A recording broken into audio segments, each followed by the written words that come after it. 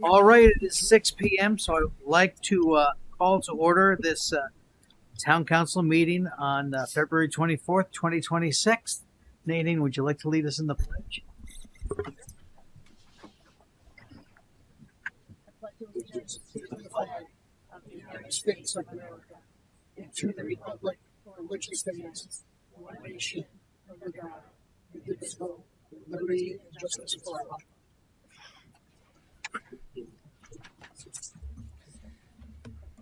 All right, let's move on to item C, public comment. So if anyone would like to come up and make public comment, you have 5 minutes. Please come up to the podium and give us your name and address. We look forward to hearing from you.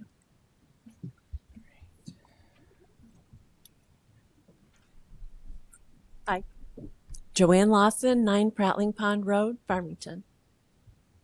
I actually tried to go through all the numbers, and I'm sorry, I only look at the budget once a year and try to figure out what's changing, what's going on. So I wrote up a few questions that I hope you'll address as you go through, which I left it. So we need to have a comment. Yeah. Okay. Pause your time. When I was looking at the capital improvement plans for this year, I noticed that the $9.5 million for the fire station renovation, which was planned for this year, last year, is no longer there, and it's been pushed off to 2027 at a cost of $30 million. So hopefully you'll address what the reason for the delay. And then I also noticed that this year, the town hall annex improvements is budgeted or proposed for $7 million, and it wasn't mentioned last year, so I wonder what this is for and if it's really necessary. Could we hold this off for a year, because it's something that you weren't even considering last year?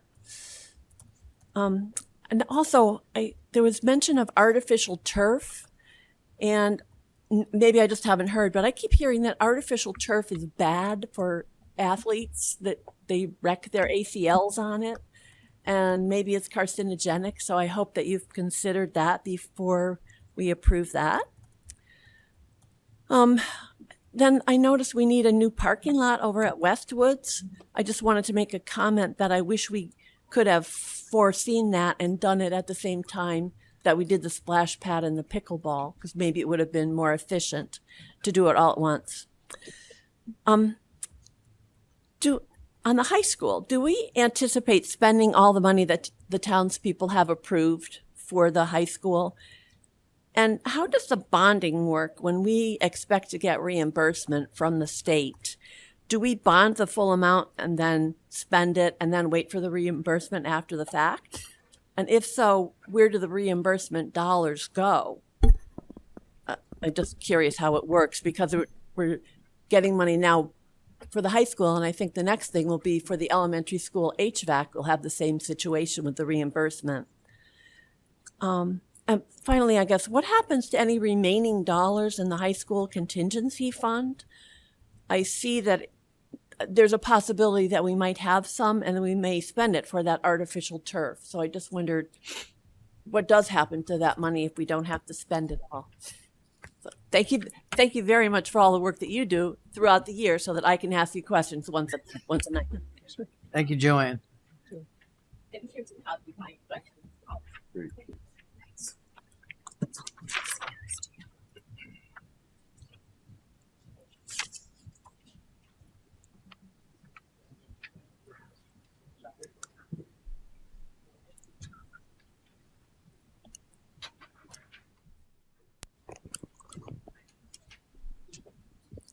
I come with a group.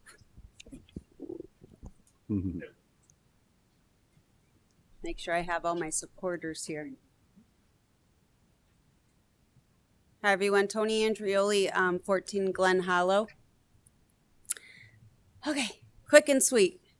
Good evening. My name is Tony Andrioli. I'm the Executive Director of Hope Partners right here in Farmington. I am here tonight with my co-worker. Raise your hand. There she is. My some volunteers, could raise your hand as I say this, former board of directors, couple of them, one or two, and current board of directors, as well as maybe one or two people virtually listening in support of us as well.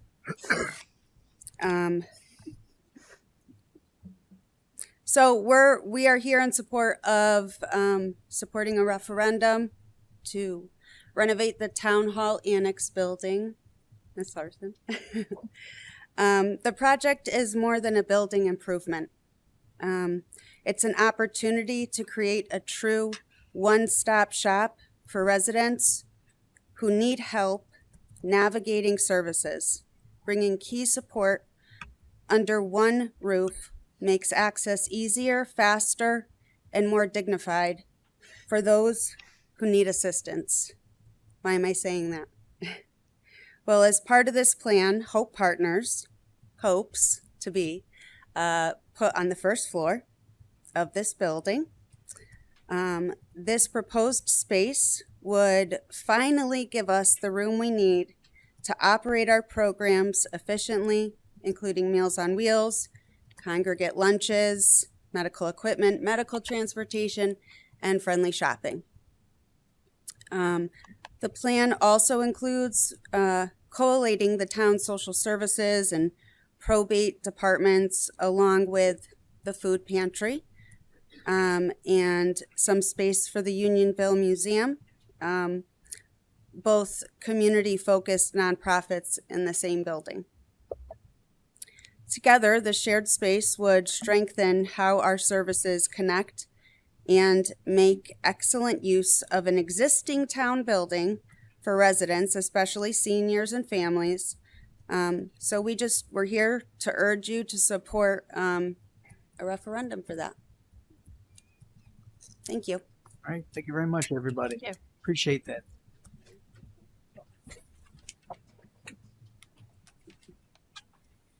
Good evening. Mike Gursky, 30 Silversmith Road. Thank you for the opportunity to share a couple thoughts this evening. I'll be brief. I'm currently a board member with Hope Partners. I've been on the board for about a year and a half. This was about a year and a half ago. Alan Kuykendall, who was a board member at the time, asked me if I might be interested, and I was already doing substitute Meals on Wheels as a driver with my wife at the time, and it sounded like something I might be interested in doing. So I did join about a year and a half ago at their invitation. So, much is made these days, I guess, about I'll call it the collapse of civic engagement with any number of volunteer and civic organizations, and here in Farmington, even struggling to maintain participation and membership. And Hope seems to be bucking that trend because we have 2 full-time employees, but basically the work is done substantially by 120 volunteers that participate almost on a daily basis between Meals on Wheels, congregate lunches, friendly shopping. We have a loan closet, and so on, and other activities that benefit our seniors in town. So we get a lot of bang for our buck with the couple employees we have and the limited space we have over at the town hall or over at the community center.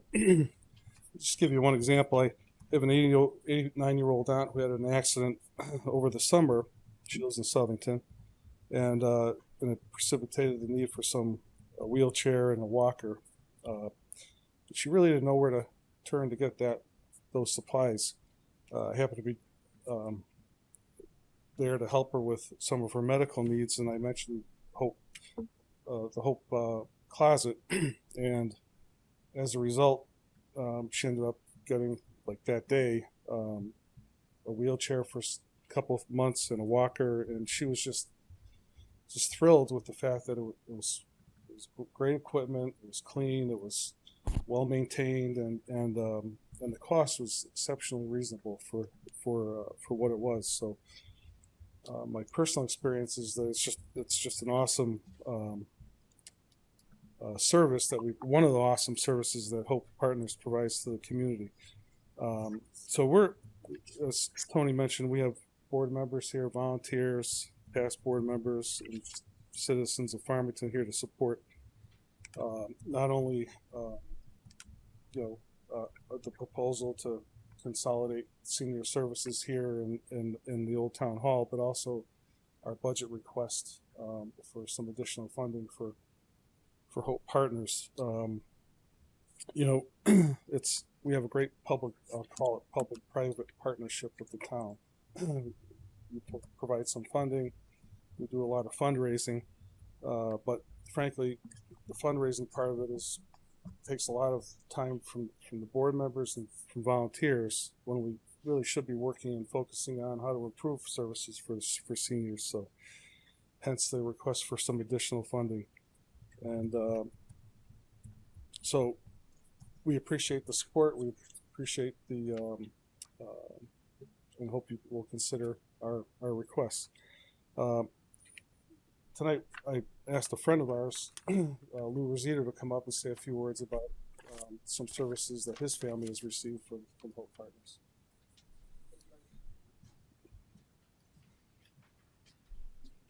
Good evening. My name is Louis Rosito, 36 for Enzy Lane. Had the opportunity to talk about seeing what the benefit on Meals on Wheels is to our elderly community, and specifically my mom. It is not only just a meal of, food is food, but it's that opportunity where you have resources and volunteers who spend time with these elderly people in our community, who check in and make sure they're okay. And it is great joy every time I rush home from work to talk to mom or visit to say, what did you do today with Meals on Wheels? Or who came to see you? And it's that fine gentleman who brought me to the doctors. Or it's this woman I always see who brings me this meal. And it's a great day, and the last holiday was the Valentine's Day, where the Hope program provides these elderly folks gift bags. And we spend 20, 30 minutes just pulling everything out like it's Christmas Day. Look at this snack. Look at this card from an elementary school student who wishes me well. And she saves that card right next to all the grandkids' cards, kind of a thing. And it just brings her great joy in seeing those things. It's a good time to have mom, feeling good about herself, meeting people, seeing people, and getting out. Now, in a moment of humor, Tony, and I can't resist, you can't give an Italian person meatball and pasta without complaining about it, type of thing. But she does well. It's a good balance of proteins and veggies and starches and all, but it's the package.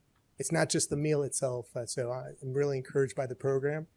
And at some point in my life, if I ever get to retire, I'd love to come down to Hope and help out in where I can, and maybe be a driver. And just seeing the results this program has on our people in our community is fantastic. Being able to call someone and with questions about meals and, oh my gosh, it's snowing today, Cindy. Can you tell the elderly people not to come today? Kind of a thing. My son will go pick up a meal later, and I'm always like, yeah, thank you, Mom. Appreciate that. I have nothing else to do but drive around town and pick up meals. But it's the resources you have that are amazing. It's not just the program itself. So thank you for this time, and I appreciate the opportunity to talk about Meals on Wheels and Hope. Thank you, Louis.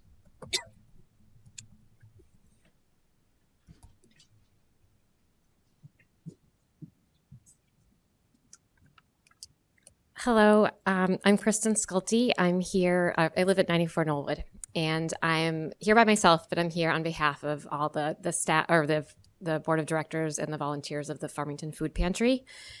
I'm president of the Farmington Food Pantry, and the food pantry currently supports 256 households in Farmington, which is a 55% increase from 3 years ago. Approximately 60 to 80 families shop at the pantry on a weekly basis. While our mission is to be a supplemental food source for families, due to the rise of grocery prices, changes and disruptions to SNAP benefits, and other factors, more families now rely on the pantry as a primary source of food. The food pantry is set up like a grocery store where people can shop for their basic needs: milk, meat, eggs, fresh produce, and non-perishables, to name a few. While a lot of the items are donated from our community, last year we spent over $100,000 on food. As a reminder, we are 100% volunteer. We have no paid staff, and our board and volunteers handle all the operations, fundraising, grant writing, and accounting functions. Many of our board members, including myself, work full-time jobs. In addition to outgrowing our current shopping and storage space due to the significant increase in families we serve, the current location poses several challenges. The pantry is located in the basement of First Church, which requires us and many of our patrons to use the elevator. Last year, we transported 148,000 pounds of food into the pantry using a small cart in the elevator. Having a space on the ground floor, as outlined in the proposed capital budget, without the need to use an elevator, would provide efficiencies and make things less physically demanding on our volunteers. More importantly, not needing an elevator would benefit the many people who use the food pantry who are elderly or disabled. A few weeks ago, the elevator at the church was out of service for several days, and we almost had to reschedule 60 shopping appointments because of that. The lack of reliable parking at the Noah Wallace, Barney Library, First Church parking lots poses a significant challenge as well. We must often adjust our hours and access to the building based on church and school events. By the time shopping hours start at 9:30 on weekdays, there's often no parking available in the lots, and people must park on busy streets and walk to their cars with bags of groceries. Relocating to Town Hall would also allow for better coordination with the Social Services Department, as many of our patrons access other services through the town. Lastly, we hope that a move to Town Hall would provide us some cost savings. Last year, we spent $9,000 on rent, money that we could have been used to purchase food. And again, we receive no town funding currently. Thank you to the Town Council for supporting the food pantry, its volunteers, and most importantly, the residents of Farmington who rely on our services. Thank you, Kristen.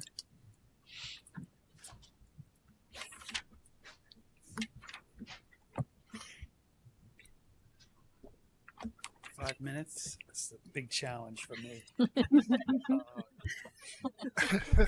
Someone has a hook, right? Is that how that works? Hello, everyone. My name is Tim LeBouthier. I'm the vice president of the Unionville Museum, and I'm here representing many board members, some of which are here. I told them they didn't have to come up and stand here.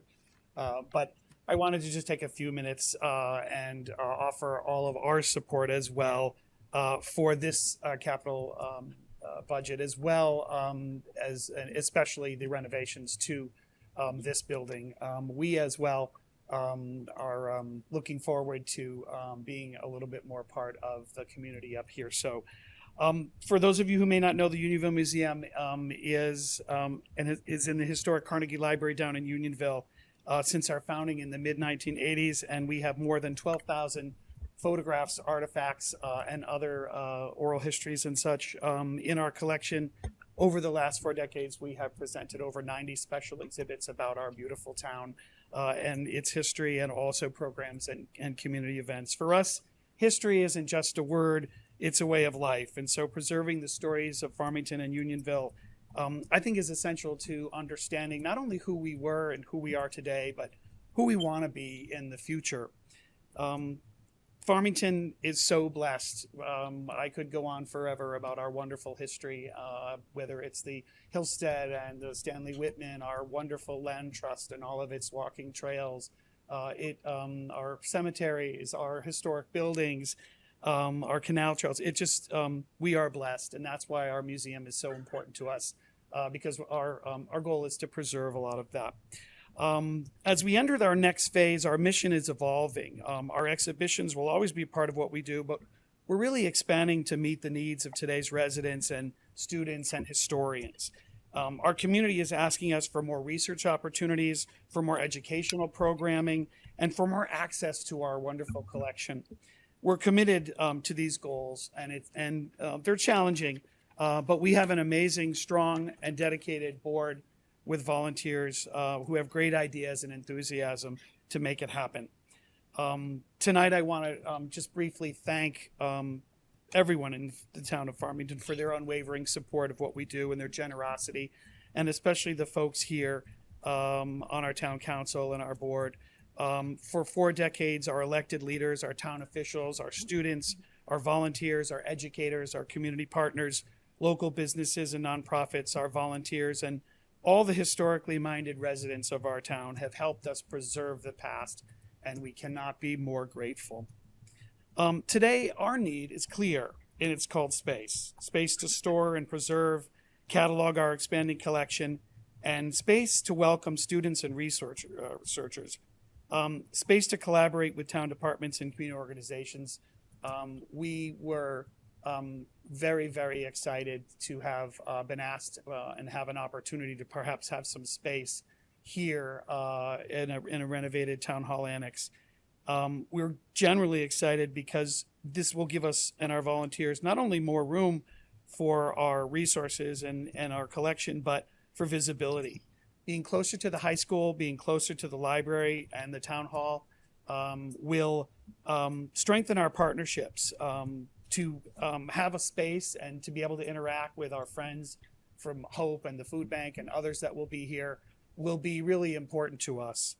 It will increase our visibility, and that's really what we want to do. But more importantly, what we've always wanted is to have a little space where we could offer access to our collection, where we could offer students at the high school, maybe folks at the library and others, an opportunity to come in and view our collection and also do some research, genealogy and such. So that is one of the reasons why we would be very excited to be here. I just want to also take a quick opportunity, this is where I might get emotional, to congratulate and thank everyone whose amazing efforts to transform our new town hall, our Farmington High School into the new town hall. There's such pride in that building, and what you've done to it is amazing. And I want to thank everyone here that's been part of that transformation. And I especially want to thank all the people in Farmington for voting and supporting and funding this amazing kind of resource and building. So see, I told you I'd get emotional, but we're good. So to conclude real quick, how am I doing? Oh, I got 10 seconds. Thank you. We support this plan. We know that folks will come out and support it, and we thank you for our continued partnership, and we wish everyone the best. Thank you. All right. We did it. Thanks so much, Tim.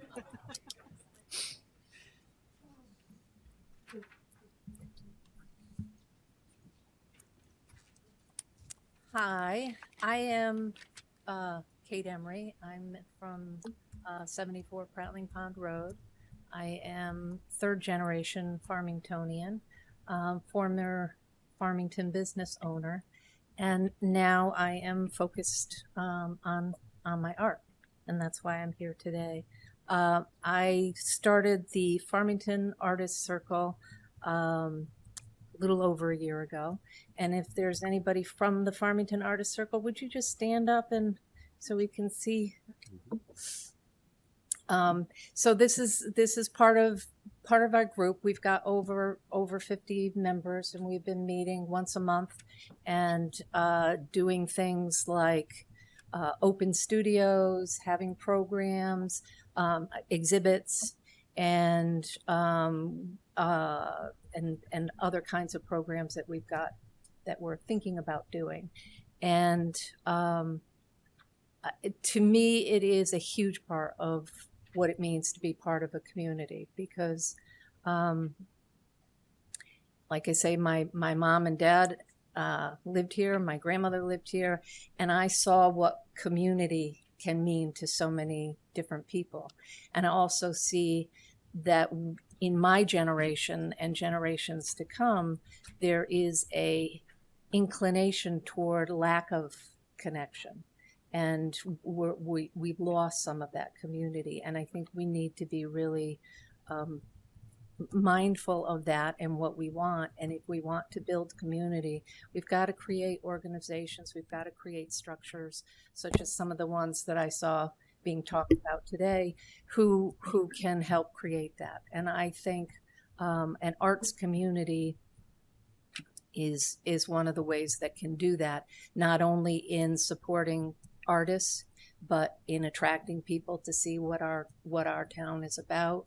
I see it as a way of connecting the wider community. If any of you were part of the art walk last year, it was wonderful to see people coming out and walking and talking to people in town and getting to know each other. And so I would like to, in this chapter of my life, sort of follow through with what my parents were about, which was a lot about community and creating good things in our town, and to help make a artist community. And when we heard of the fact that this project is going on and you're looking at some of the renovation ideas, we would love to see the Staples House be turned into an art center.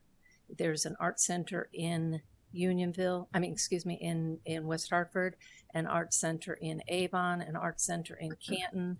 There used to be one in Farmington, the Farmington Artists Guild, but we've lost that, and we would love to see that come back to town and be housed in the Staples House and be a place where we can bring together the arts and connect some of these community places that you're hearing about tonight.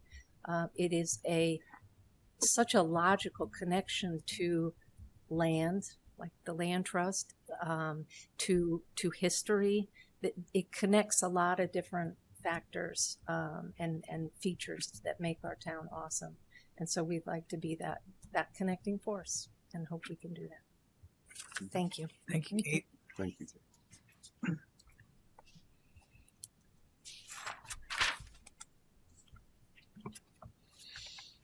Is there anyone else in the room who would like to come up and make a comment?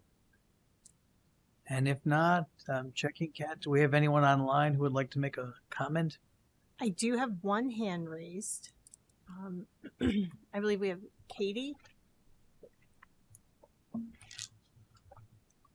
Just need to unmute.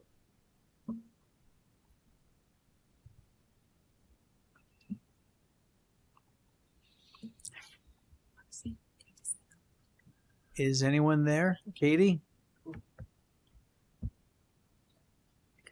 Hello? The hand was raised earlier, so she might have been participating as part of the arts. No worries. I just Unclear. that everyone gets heard. No other comments? I guess we'll close public comments, and thank you everyone for your comments. Why don't we move on to item D, public hearing? You can ask Mike to read Mike, the public notice. Mike, do you have the public notice to be read? Legal notice, Town of Farmington public hearing. A public hearing will be held on Tuesday, February 24th, 2026 at 6 p.m. in the Town Hall Council Chambers on the Town Manager's Proposal 7-Year Capital Improvement Plan, dated at Farmington, Connecticut, this 12th day of February 2026. Kathleen A. Blonsky, Town Manager. Thank you, Mike. All right. Everyone is welcome to stay for the rest of the conversation that is going to go on till about 2 o'clock or so. You are welcome to stay. If you would like to leave, this would be an opportunity to come through. We have chips. Oh, I'm sorry. There is another round of public comment. Oh, well, there is another round of public comment on. After the presentation, Oh. they have opportunity to talk again. Okay. Okay. Just in case you want, there is another opportunity for public comment. I'm sorry it's not here, but it is going to be in part of our agenda. So just so you know, if you would like to make a public comment later on. Okay. Next is our consideration of special topics.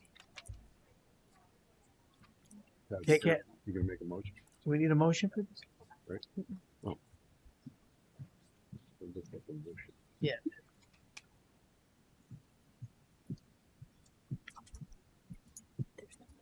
Okay. Here, sorry. Okay. We It's, already moved to the hearing. So they just the public hearing. Yep. Now I do Okay. the public hearing. okay. Yep. Yes. Kat, are you doing my slides? I am. I'm ready. Like that. It's a lot of pressure, but I got it. You got it? I'm ready. Perfect. Good evening. Tonight I am presenting the fiscal year 26-27, 32-33 Capital Improvement Program. What is the 7-year Capital Improvement Program? The Capital Improvement Plan, or CIP, is the Town of Farmington's long-range planning document for major investments over the next 7 years. It outlines the improvements the town expects to undertake to maintain and enhance our facilities, infrastructure, and equipment. To qualify as a capital improvement, a project must have a minimum cost of $25,000 and a useful life of at least 5 years. Projects or equipment that cost less than $25,000 or have a useful life of fewer than 5 years are not considered improvements and are instead funded through the operating budget. While many capital projects result in ongoing operating costs once completed, those recurring expenses are not included in the CIP. They are planned for separately within the town's operating budget. How does the town fund a capital project? Projects included in the capital improvement plan may be funded through a variety of sources, including direct appropriations, bonding, state or federal grants, or other available funding. Appropriations themselves can come from different funds, such as the general fund or the recreation fund, for example. When an appropriation is made from the general fund, it is supported by town revenues, including property taxes. Appropriations from the recreation fund would be supported by non-tax revenues, primarily user fees for recreation programs.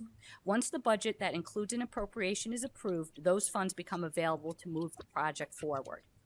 Capital Improvement Policy Summary.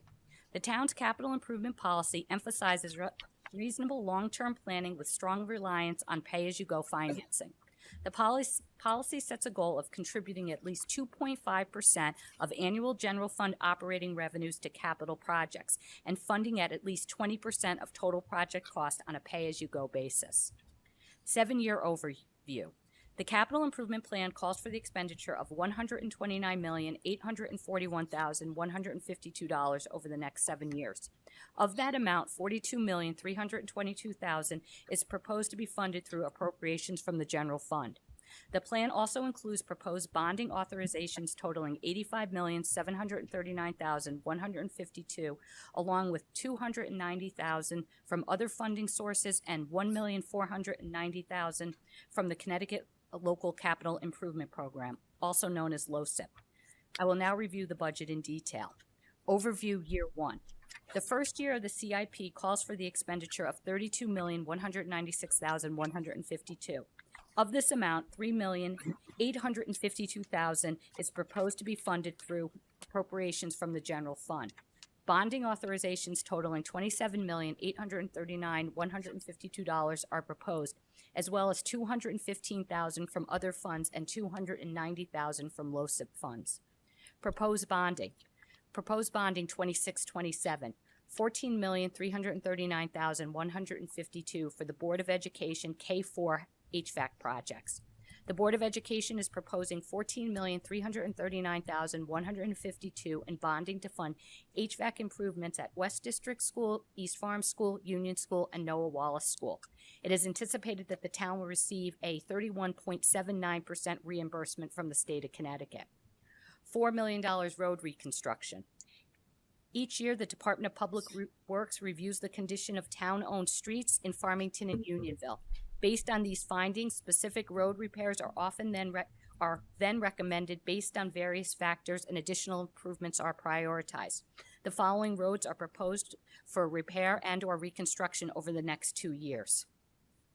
$2,500,000 for replacement of the Farmington High School artificial turf field and track.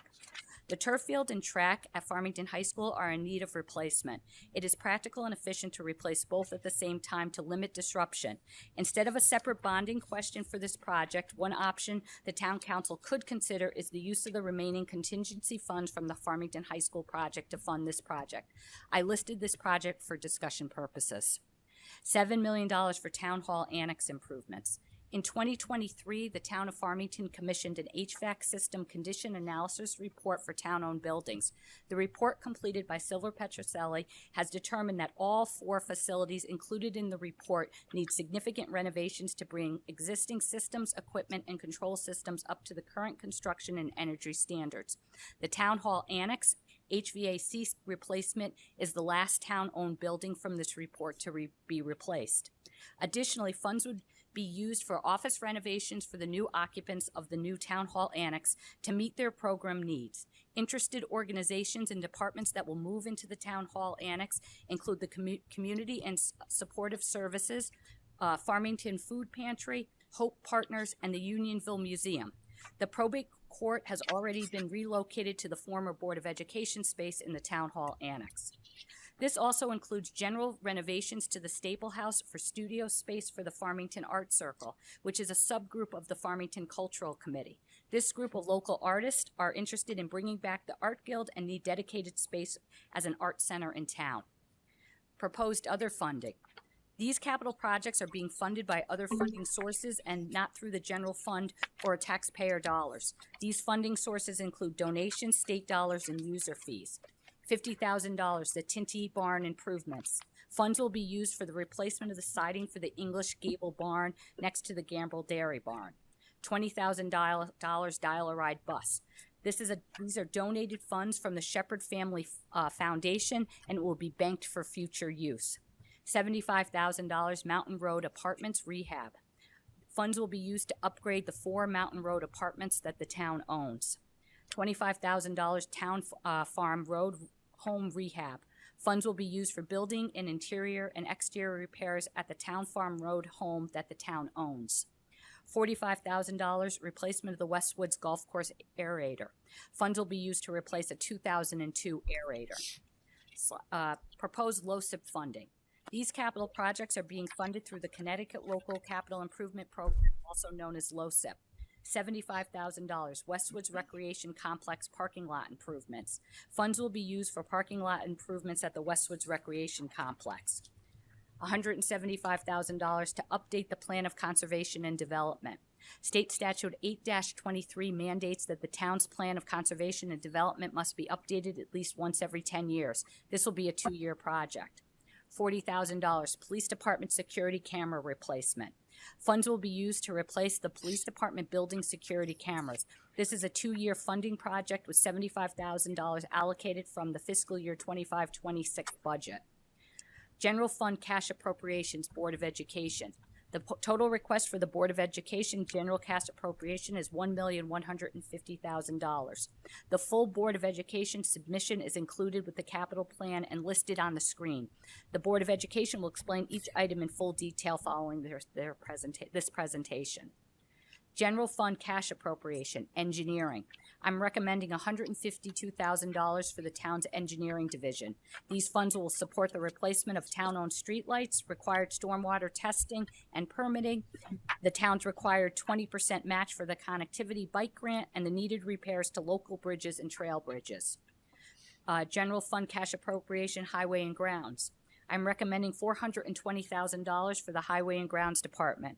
This funding will support basic maintenance and repairs to playgrounds across town, small building improvement projects, the replacement of a 1998 highway dump truck, and the replacement of a 1996 highway trailer. In the Fire Department, I'm recommending $525,000 for the Fire Department. These funds will support the multi-year, multi-phase replacement of self-contained breathing apparatus bottles, continued replacement of firefighter turnout gear, and the hiring of an architect to complete the design documents for the Farmington Station Building Committee Fire Station renovation project. General Fund Cash Appropriations, Police. I'm recommending $710,000 for the Police Department. This funding will support continued technology improvements, including body and dash cameras and 3 new license plate reader systems. Funds will also be used to replace a 24-hour supervisor's vehicle in accordance with the Police Department's vehicle replacement plan, and to continue upgrades to the communication center, such as replacing mobile radios in the vehicles and transitioning the Farmington Police radio system to the state's radio system. This recommendation also includes funds to supplement the HVA and roof replacement project that was improved in April 2024. This is a result of bid results coming in over the initial estimate for the HVAC portion of the project.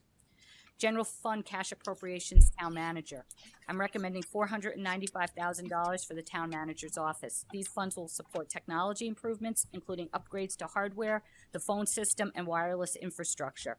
They will also be used to replace aging furniture in many town offices, complete the furnishings in the new town hall, the 1928 building, complete the 2026 reval process required by state law, address unanticipated repairs to town buildings and equipment, and maintain the fleet replacement program. Recreation services. I'm recommending $25,000 for the Recreation Department. These funds will be used to purchase amenities for the pickleball courts and the splash park at Westwoods Recreation Complex. Westwoods Recreation Complex. Finally, I'm recommending $375,000 for parking lot improvements at the Westwoods Recreation Complex. These improvements will add more parking capacity for the golf course, pickleball courts, and the splash park, and improve overall safety for the participants. In conclusion, the capital budget as presented tonight allows us to continue making meaningful progress towards meeting the town's capital improvement needs. The capital budget recommends 4 bonding questions in accordance with our financial forecast, bonding large projects and equipment on a consistent basis, and adhering to our capital improvement policy enables us to responsibly fund these needs. As recommended, this budget allocates approximately 3.1% of the general fund revenues to the capital, exceeding the town's 2.5% policy. This increase reflects priorities identified in the strategic plan, including funding for the design of a new fire station facility and improvements to the Westwoods Recreation Complex parking lot. The town council will need to balance the capital needs of the town with the overall tax rate in March when the entire budget is reviewed. I look forward to working with the town council tonight as we review my proposed capital improvement program. On the screen is the upcoming budget schedule. The public hearing on my recommended budget is March 10th at 7 p.m. I will now call on the Assistant Superintendent, Dan, who will review the Board of Education capital requests. Thank you. Thank you, Kathy.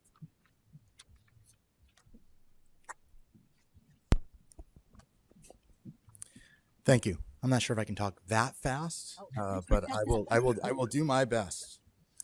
First of all, I just want to thank the town council of town for the continued support for our capital planning. Having that's a tremendous help to provide that foundation for us at the schools.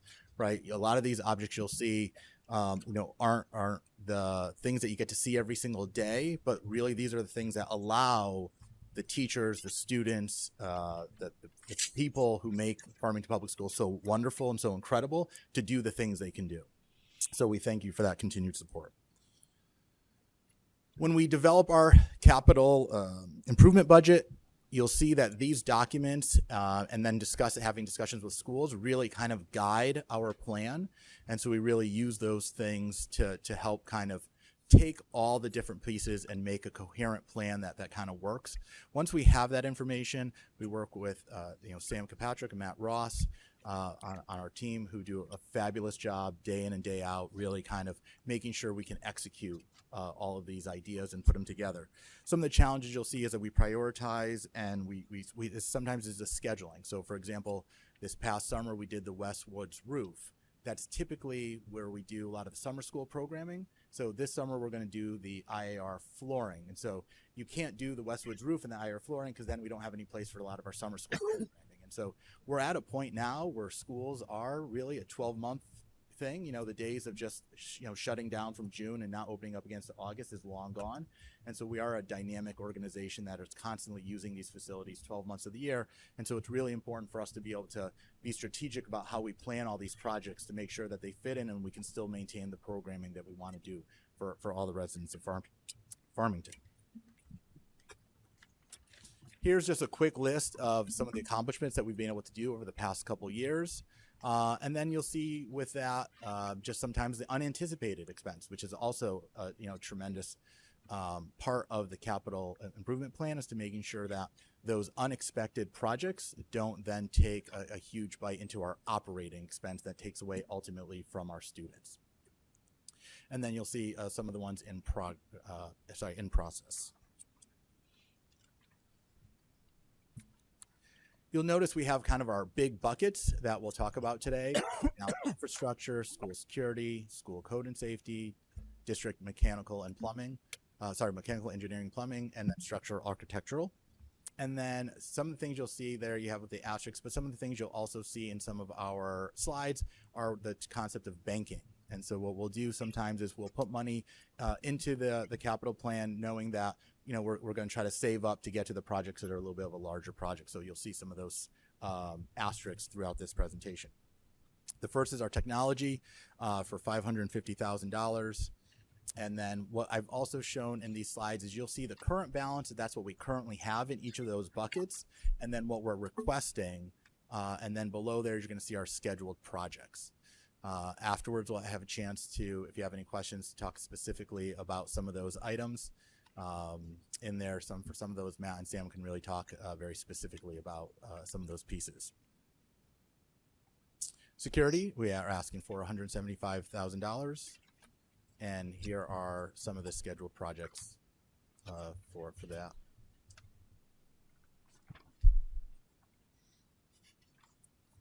Code and safety compliance, $175,000. And once again, here's a little bit more of a breakdown for those projects. Once again, you'll see the asterisk for places of example of banking.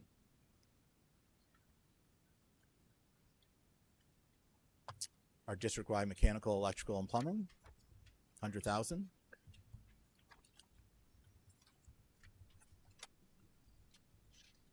And there, our RTU rooftop unit.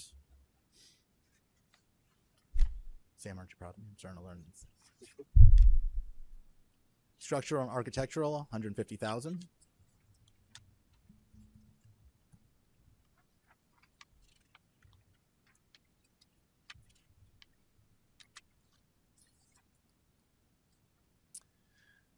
Also in this capital improvement plan, we're looking at the K4 HVAC projects, which once again, we have been kind of banking and process.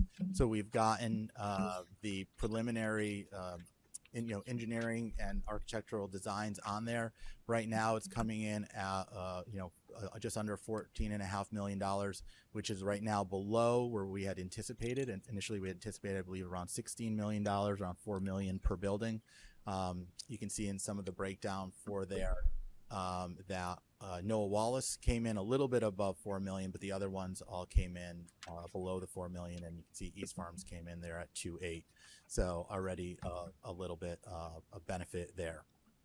So you can see, kind of like I said, that breakdown. I won't go into detail of those there, but then you can also see that there's a little escalated amount of costs based on installation. So there may be some opportunities once we go into a little bit further about saving some additional money if we're able to get maybe multiple schools done over time, over summer. But we're still just trying to look at timing and planning for that. We also have our out year capital projects, kind of once again talking about that banking. And so you'll see that Union Cafeteria Library, the K-8 facility review. So once again, one of those guiding documents that really kind of help us with the planning is now about 7 years old. So it's time for us to kind of take a look at that, see the things that we have accomplished, and see where kind of our next level of work is. The Westwoods Upper Elementary flooring is reaching its life expectancy, so we want to be able to be prepared to do that. And then Irving Robbins Middle School classroom flooring replacement. We're doing the hallways for this summer, along with some door and window replacements. And so here's a summary, once again, of the capital improvement request, broken down, including the capital and then the additional $14.3 million bonded for the HVAC at the elementary schools. And this is your eyesight test for the day to see how well the vision is. But that's really our 7-year capital layout for there.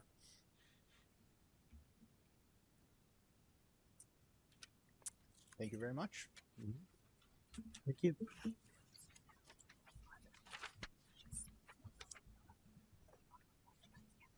Okay.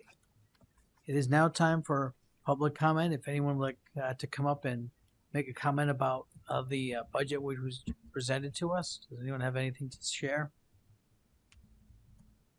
Seeing no one in chambers, do we have anyone online, Kat? No hands are raised. All right, we will close public comment and we will move on to the next presentation, which is Board of Education. I'm not the most person. Is the door supposed to be open? It was loud out there. So Yeah.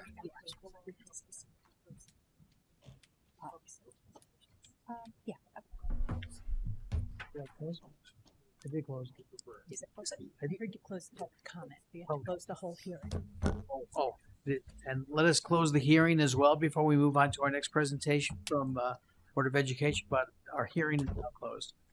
And then Did you grab the? Brian, did you want to maybe just go? Do you want me to go over how we usually work this for the? Please do. Yeah, so we can see if. So typically, what happens now is that the Board of Education's here. They'll go through their part of the budget in detail. After that, you have the schedule. My departments will come in and we'll go through what I just presented in detail. We're going to take a break for dinner in between, and typically you guys do not take any action on the capital budget tonight. We're going to review it again in 2 weeks when we do the overall budget. So typically there's no motions or anything like that. It's just informational. And if there's questions and things you want further information about, that's the good opportunity to do it. Very good. Okay. All right.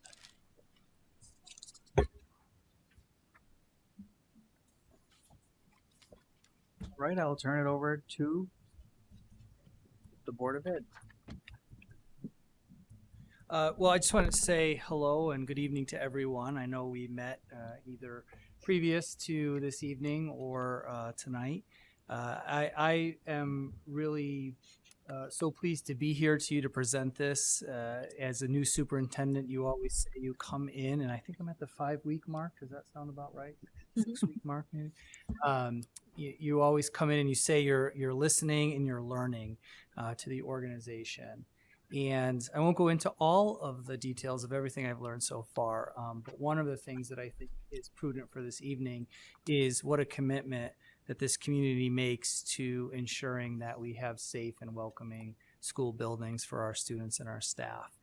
Space matters, and that's a lot about what capital improvements are all about. Dan, I think you mentioned that it's not just about the flooring and the windows and the things that you see, but it's about the mechanicals that keep our schools feeling comfortable and our students and teachers focused on teaching and learning as we expect. So without, I won't go on too long, but just wanted to make sure that I mentioned that. And again, thank you for that partnership with the Board of Education. Well, welcome. I think if there's any questions that anyone on the town council wants to ask.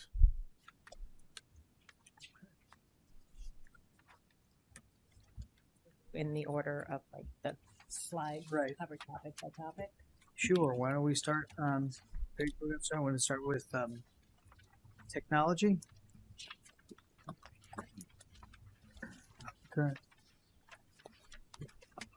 Would you like us to take us through the any questions on the current balance, requests, and scheduled projects?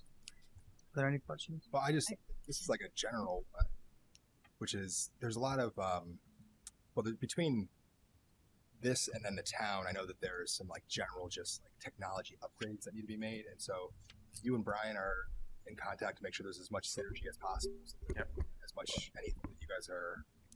Yep. So the 250 in server core infrastructure is an example of that. So we're approaching 6 years on the shared infrastructure that we have. Currently, it's located here. Everything's located here at Town Hall with all the construction with both 1928 and with the high school. He and I are still working out, where that's going to move, but it's reached a lifespan that we're looking at replacement of that. And so he's banked funds. School side, we've banked funds, and that estimate that's there is a combination of bank funds and some additional that's been asked for in this year, looking at that replacement over the next fiscal year. And just a personal one between you and I. Yeah. Has the IAR transfer generator switches? Nice. Has it? I was hoping so. Has it turned on?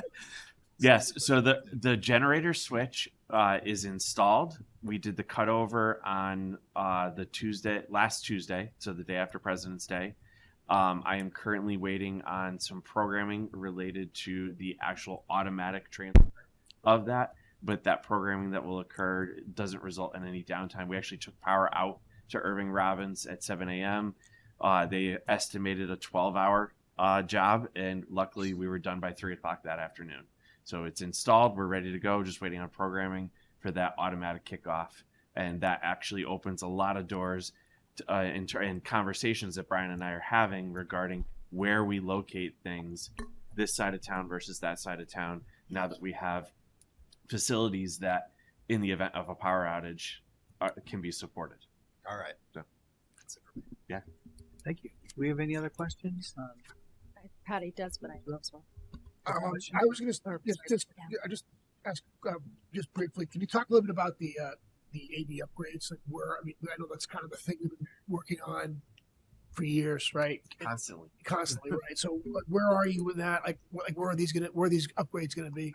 So these are concentrated at the K4. So we're circling back around to the K4s.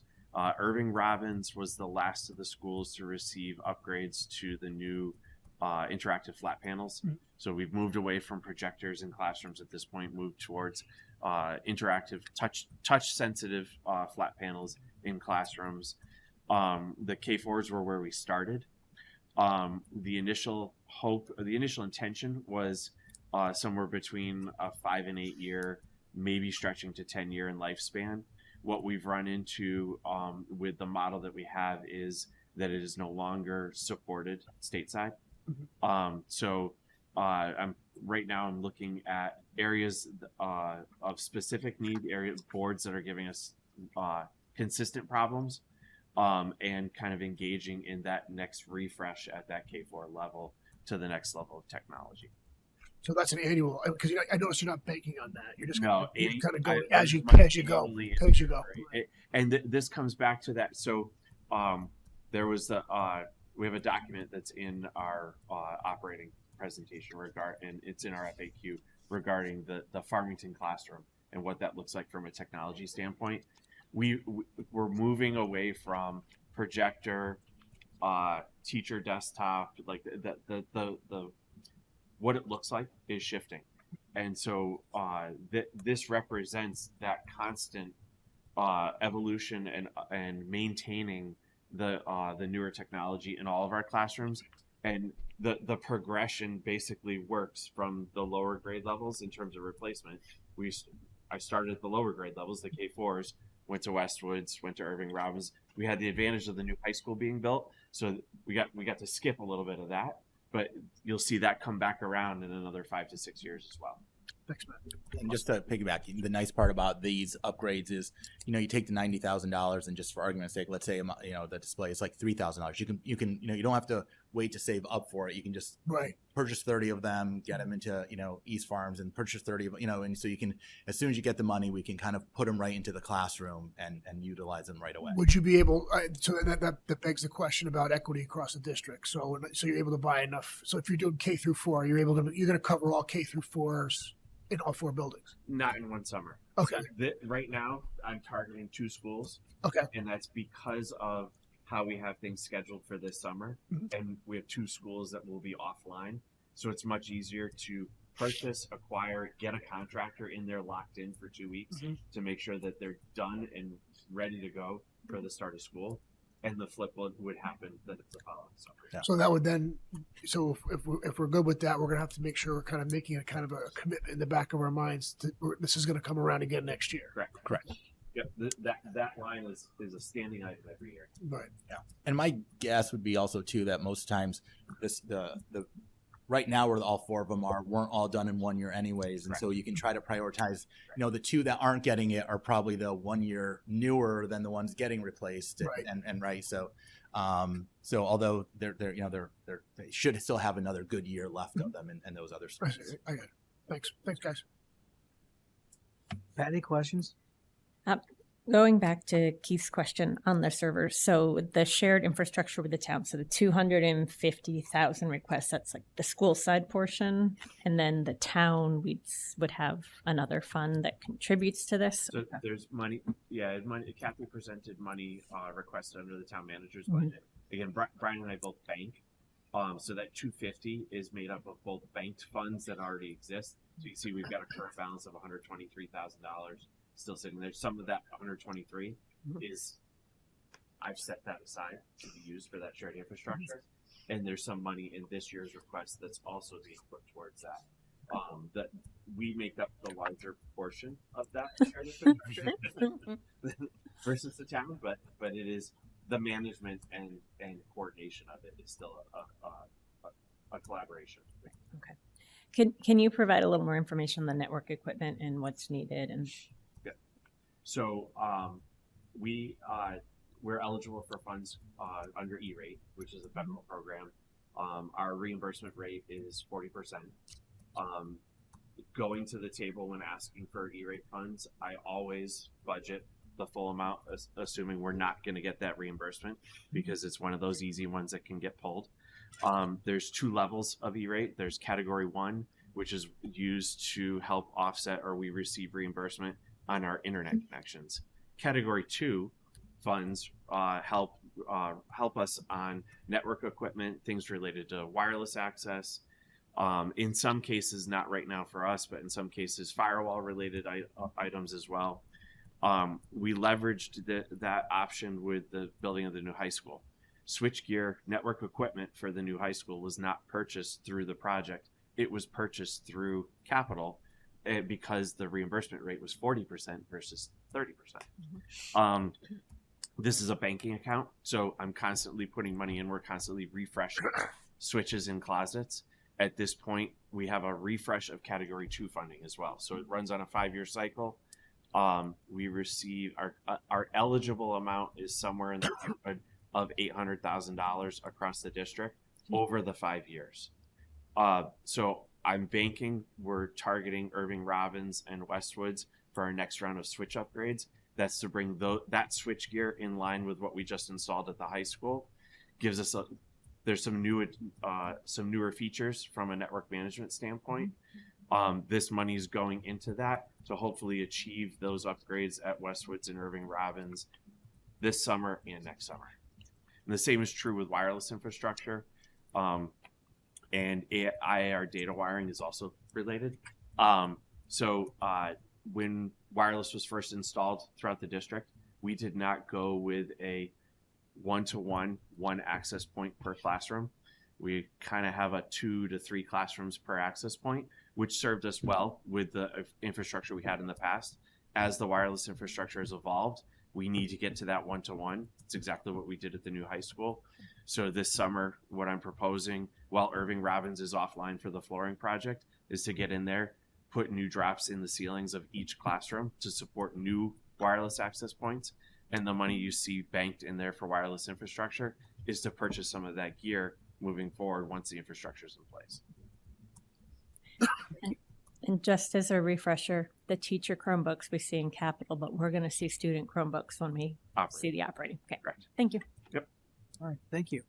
I'm just curious as we go down the line, is cybersecurity in here somewhere, or is that somewhere? Operating. Operating. Yeah. Tools that we use for that are show up in operating. Perfect. Dave? Yeah, I think you answered your last answer to Patty's question, kind of like I was kind of there. But just on a more general note, when you bank the money, because the asterisks are here, you're banking this money. So at some point, and the current balance is 123. When you're going to draw it down. But it doesn't really look on the plan that it's where it gets drawn down per se. Am I, you know what I'm saying? In terms of the bulleted items? Yeah. Yeah. I mean, I have a spreadsheet that kind of goes out with projects get added, projects get completed, and things get played around with from a year by year standpoint based on summer usage, really. A lot of this comes down to how we plan out and what projects are happening in buildings over the summer. Yeah. But I have a general plan of things years out, and that's what's reflected in that 7-year plan. Right. So it shows about 575 each year. Okay. In this case, based on what I know I can achieve and where we are with things, I only came in with a request around 550 based on cost estimates. So it's not an exact science. It's more of a kind of looking at where things fall, both from a cost perspective and achievable, and then also making sure that we're banking. It's hard to come in with a big ask for something all at once, because it ends up pushing a lot of other things to aside as well. And then obviously some of the work, like you're taking advantage of like Irving A. Robbins being down for the flooring so that you can do what you need to do there. Correct. Okay. So we did the same thing this past summer with Westwoods. Westwoods was offline for a roofing project, so we did a full rewire at Westwoods, and so it's already prepped and ready to go for switch upgrades and Wi-Fi. Great. Thanks. Thanks, Dave. Nadine, any questions?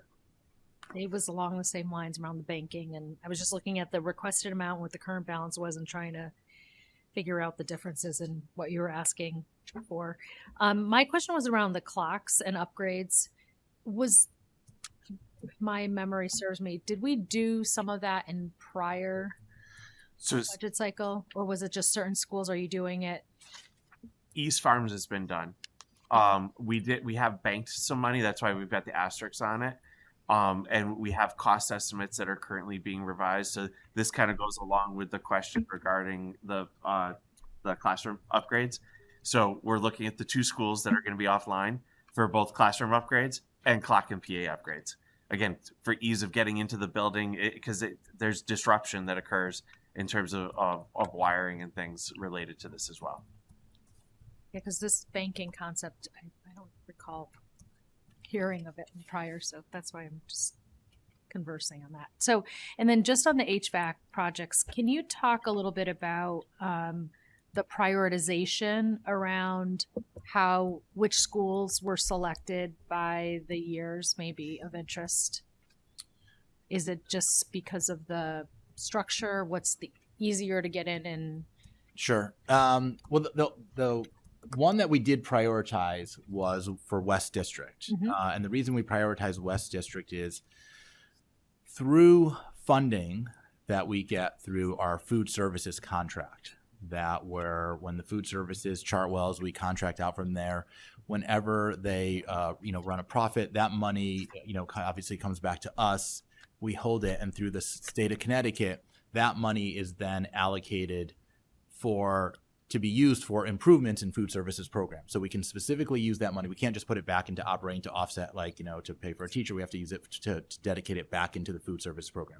So that allows us to buy cafeteria, furniture for the students. It allows us to upgrade, freezer, oven, equipment, serving lines, a whole host of things. After, with COVID, and there was, a huge influx of the reimbursement when lunch was free, and breakfast was free for everybody who got some money. And so that gave us a large pool of money. Through that, we were able to put in air conditioning, HVAC systems through the the plan was for all 4 elementary schools. We were able to execute it into East Farms, Union, and Noah Wallace. We started doing it in West District. The state of Connecticut approved our plan. And then halfway through that plan, the state of Connecticut came back and said, sorry, no, we won't approve it. The thought was somehow it was the plan was creating a substantial difference in the value of the building. There was some language from, I think, both the federal statute and the state statute about it. And so it no longer qualified for that. So we were not able to do the West District cafeteria. So just from there, having kind of one less area to be able to, for cooling on those, typically, toward the end of the school year and sometimes in the beginning of the school year, we wanted to prioritize that building to kind of, from a, somewhat of an equity standpoint to try to get them caught up to speed there. The other ones, like I said, I think we were just, kind of looking there. I don't think there was a huge, kind of piece in there from those terms. But once again, looking at the idea potentially of being able to do multiple buildings in one summer is still, a viable option. Yeah, I'll just add that one other factor. Obviously, without air conditioning in the classrooms, any one of those classrooms can get hot. But we do track temperatures on those warmest days, and of those buildings, I think East Farms and West District probably have the warmest of those classrooms on those hot days as well. So that's one of the reasons to push those to the front of the priority list. Older buildings, thicker concrete, brick, that kind of keeps cool longer than West District and East Farms as well. And then just, we're confident on the reimbursement. So it's not a competitive grant program now. This is reimbursed just like any other school construction grant program, like a roof or anything else now, as an HVAC project. Okay. Bruce, anything? I do actually. I want to go back to technology and the banking topic again, because if I'm understanding the concept right, it feels like we only see sort of half the picture, the capital infusion part of it. So you must have a spending plan that goes with it, right? Because we're going to take 250, we're going to add it to the 123, you'll have 373, and then throughout the year, in June or something or whenever, you're going to be buying servers. So you probably have an idea of where your bank account's going to end up at the end of the year. So I think it would be useful for us to see wherever we have banked accounts, what the spending plan is for those accounts and where you intend to end up. I think that would give council a fuller picture. So I would request to see that.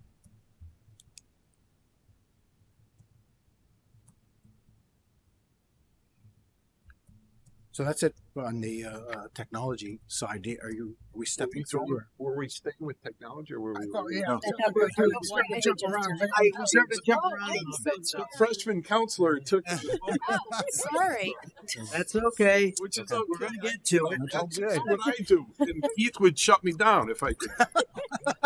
I'll just take I'm pulling the there. It's just a question. I was just moving the flow along. I'm good. Sorry. That's okay. We talked about technology. I think we're all set with technology. Great. Is there anything we want to talk about security? I have not done security. I just wanted to comment a little bit about banking. Nadine mentioned we've been doing this forever. I don't think we've used this vernacular before. Right? I don't recall us ever referring to it as a service. So, yeah, I mean, banking, out years is another expression that's been used, at least in my short time, that it feels part of the historical for sure vernacular. We've been doing this forever. Yes. Right? Can you talk, we can't get the schools. That's driven by staffs, people. You're not just. It's not just the technology of the entry points. It's also rekeying individuals that are coming and going. Right. So the opportunity with the new school and a new keying system at the high school, it gives us the opportunity to expand that system out to all our schools. So we have one central keying system. We actually have the ability to make keys as well with the new high school. So we're looking at it's the same level of security, but we're able to make it an umbrella keying system so that a master for the district will get in any of the schools, and we can kind of create parity across the district. And that also just really helps with, like, from the safety standpoint, on us working with the town of Farmington, whether it is, police, fire, and such, to be able to create that level of consistency. Right now, we do have systems for them to be able to, if they get to a building and they need to get into the building, to be able to, to kind of get access. But currently, that's I'll say, without divulging too much, is it's a multi-step process, right? As opposed to them being able to really just, any officer in a given duty being able to have, like, a singular key that could get them into any building. Really, then, once again, time is one of the critical components in school safety. And so be able to reduce that time for any emergency people to get in, is a benefit. So the estimate you indicate rekeying a school is $200,000, but your request for this line item is for $175. So you're asking for $175 without necessarily giving us a specific dollar amount in this particular batch of funding, if you want to call it that. You know what I'm saying? No, agreed. And so, like I said, I think that's really more kind of like I think the $200,000, and Sam, correct me if I'm wrong, is more kind of what we think it'll total cost. And so putting in some of that, putting some of the $175,000 to bank toward that project is probably a better way to articulate that. Right. So in other words, you're requesting $175, but you just want, these are some of the mini buckets that are. Yes, correct. Yes. What you're going to allocate what you can based on what you perceive to be need in the correct. As you're going through the school. Yes. And we'll look at, once again, if this is part of that coordination of the building, if there's a building that we're able to do that, and let's say Union would be able to, we could do it for $50,000. We could take some of the money that we have, start doing it, because same thing. That's one of those projects where once you have the money to be able to do it, you could do it a building at a time, and you don't need to wait until you have all the money to do all the other buildings at one time. The specifics for this year of projects that we're looking to achieve with money we're asking for are those corridor doors, urban routing corridor doors, just to be able to seal off the 7th grade wing Right. and the emergency dialer upgrades. We're looking at the other outside of the high school, the other 6 schools, and their dialers for lockdown and panic, which alert dispatch. Okay. So those are two real you perceive to be needs. Yeah. Gotcha. And like I said, from the 200,000, even it's beyond that request, that's where the current balance, drawing that down. Because once again, we can appreciate from, any standpoint. Yeah, you got $363,000. Right. We want to be able to make sure we're utilizing it. Patty, anything? I don't have any on security. Dave, anything? No, I would just say that, I mean, the asterisks pretty clear, right? So wherever there is an asterisk, you're going to pay that, you're going to spend that money in this season, right? I mean, the 125 and the 30 are going to be expended this year, right? Yes, I mean it's once again to the best of our ability. Right, with the coordination. That's how I. Yes. Yeah. Yeah. That's how I was reading it. So, okay. Yep. Nadine? I'm good. Bruce? Can you distinguish for me what the difference between what is access control vis-a-vis rekeying? Rekeying, I assume, are they key cards for all the staff? No. Physical keys. Physical keys? Physical keys. Oh, okay. And then so access control is keypad stuff? So typically access controls are for, exterior of a building at this point, like with the new high school there. And then sometimes, like now there with like the main office. The idea of to do access control at every classroom would realistically just be cost prohibitive, right? And so we still, for the classroom, still have traditional key, traditional hardware on there. Okay. And I'm maybe completely out to lunch here because I have no knowledge of this, but we don't talk about security cameras at schools at all and having those anywhere. Is that a thing for us? No, we have security cameras, throughout, all the buildings. So you just don't need to make any investments this year capital-wise in those things? Yeah, currently that's, not part of in our request. Oh, understood. Thank you. Yes. I'm all set. And like I said, if anything, when we talk about security, if it sounds, for lack of better, is a little shady, it's just because you try to always be very thoughtful about what we share publicly about our security plans. Mm-hmm. And so sometimes, my answer may seem a little there, but I'd be happy to kind of discuss at another point more detail if you need it. Well, I would say even just if I could add from our time on the board, that we didn't drill down to the public, into any kind of specific detail as to security plans or any of that. Even the Board of Education isn't even like briefed on that in a public setting. Okay. I'm still coping with the physical keys to all classrooms. So it's a learning experience for me, I think. Listen, we could talk about access control, but we would be presenting a very different capital budget. That seems like a lot of money. Are we getting our own machine to make them and stuff too, I hope? I'm just... Yeah. No, I don't mean to belabor it. No. All right. Okay. Move on to code and safety compliance. Bruce, let's start down. Do you have any questions on code and safety compliance? We've talked about clocks and upgrades a little bit. This is also dictated by, standards, Yeah. changes in building codes and state mandates and guidelines. And things. Yeah, when we talked about the driving forces, you'll see that last bullet there is legislative mandates, right? So legislative mandates are constantly updating and requirements and such. Yeah, nothing specific from me on this. That's okay.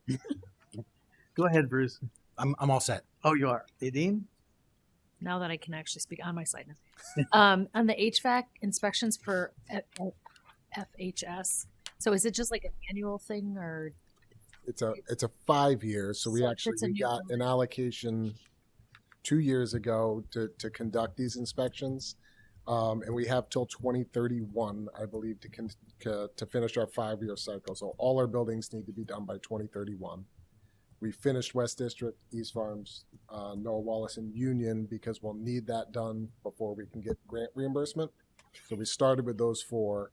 We're moving to Westwoods and IAR next, and then the high school last, obviously, because it's a newer building. But it's a state mandate that you have these inspections done on a 5-year cycle. So even if it's a new school, newly built, you do. Okay. Thank you. Yep. Dave? Just the East Farm fire doors, are these a number of doors that need repair or replacement? Or? Yeah, it's a full replacement with the hardware and everything that's happening with those. Right. Okay. And Multiple doers? 5 sets. Yeah, 5. Okay, great. That's fine. Okay. Patty? For the classroom floors at West District, I saw that we had unanticipated expenses with floors at other schools due to abatement. So I'm curious if that's been considered in terms of this cost. I also know that the hallways at West District were redone a couple of years ago, so I don't know if that's also been used to inform the cost here. Yeah, so that's not that's not a total cost. That's a banking amount towards a project. We do have blocks of classrooms that will require abatement, but we also have blocks of classrooms that will not. That has been previously done. So this first one would be without abatement. When we get to the ones that do require abatement, similar to what we did at Irving Robbins, we would break that out as a separate project so that we can go back for reimbursement from the state. Okay. So is this amount then, so it's banking. Are you anticipating doing a handful of classrooms this summer? Like, what's the plan? Not this summer, based on the program that we have there. Yeah, it would be the following summer. We would look to move some programs around during the summer so we could do it summer of 27. Okay. Thank you. Nothing else. I have a question about Westwood sidewalk or West District sidewalks. That's the concrete sidewalks that are like attached to the school at the front entrance. The front entrance. Yes. Okay. And maybe somebody can answer this question. So the way the sidewalks break out at this elementary schools and the way the blacktop works, the blacktop and the parking areas, that's a town expense, not a school expense. But then this, like anything that basically is any sidewalk that is like in physical contact with the school is on the board side on the budget. So typically the term that I've learned since my short time here is the expression curb out. Okay. So typically anything beyond the curb, that sidewalk there is the town responsibility. So the roads, the pavement, the blacktops, even really like a lot of the landscape, like the mowing and all that is town responsibility. And then once you get to the curb, becomes Board of Education school. But like West District or the other elementaries, that includes like the West District blacktop where the kids play, the Union area where the kids play. That's town? Yes. Okay. All right. And so we think the concrete sidewalk, that's just the main entrance, or that's the main entrance all the way around the gym to the back area? It just didn't seem like a lot of money for it. Right now this is a focus on really when they come in just by that entrance, there's some pretty significant kind of cracks and different things, and it goes really where the handicap accessibility is. Okay. So really we're looking at this 10-15 foot kind of by the entrance that goes there. And then, obviously we'll take a look to see money, and if it's a possibility to kind of go, based on the sections can go out a little bit wider, we would, but it's really focusing on that kind of that main part there, especially where the handicap accessibility is. Okay. There's no school specific grants for sidewalk. We're having this sidewalk ad hoc committee where we're talking about, prioritizing, getting the sidewalks as they lead up to schools and making the area more walkable for kids and everything else. And so just the more we can push these things out, the better. But I just would have to turn this whole thing into a sidewalk ad hoc. But if there's any sort of push or pull with, getting our sidewalks in better order on the schools as far out as we can push them, if there's any sort of grant funding available, I'd love if somebody could explore that. I know you guys are on top of it. Right after we get the card access to every classroom, we'll get right on top of the sidewalk and go from there. Yeah. That's my question. Thank you, Keith. All right, why don't we move on to mechanical, electric, and plumbing? Any questions about that? I'll come back down to this end so there's no confusion. I don't have any questions here. Thank you. Bill? I have no questions. Patty? None. Thank you. Dave? Irving A. Robin RTU is scheduled for this summer. Okay. So then this Irving A. Robin RTU, then this is the last amount of money you need for that project. It's 120. That was right? actually it was a previous appropriation. It was a previous banking that we had. So we have that within the 306. Right. We're planning on that for this summer. Got it. Okay. PD? Nothing. Bruce? Nothing on this. All right, let's move on to structural, architectural. And Bruce, why don't I start down at this end one more time, go back and forth.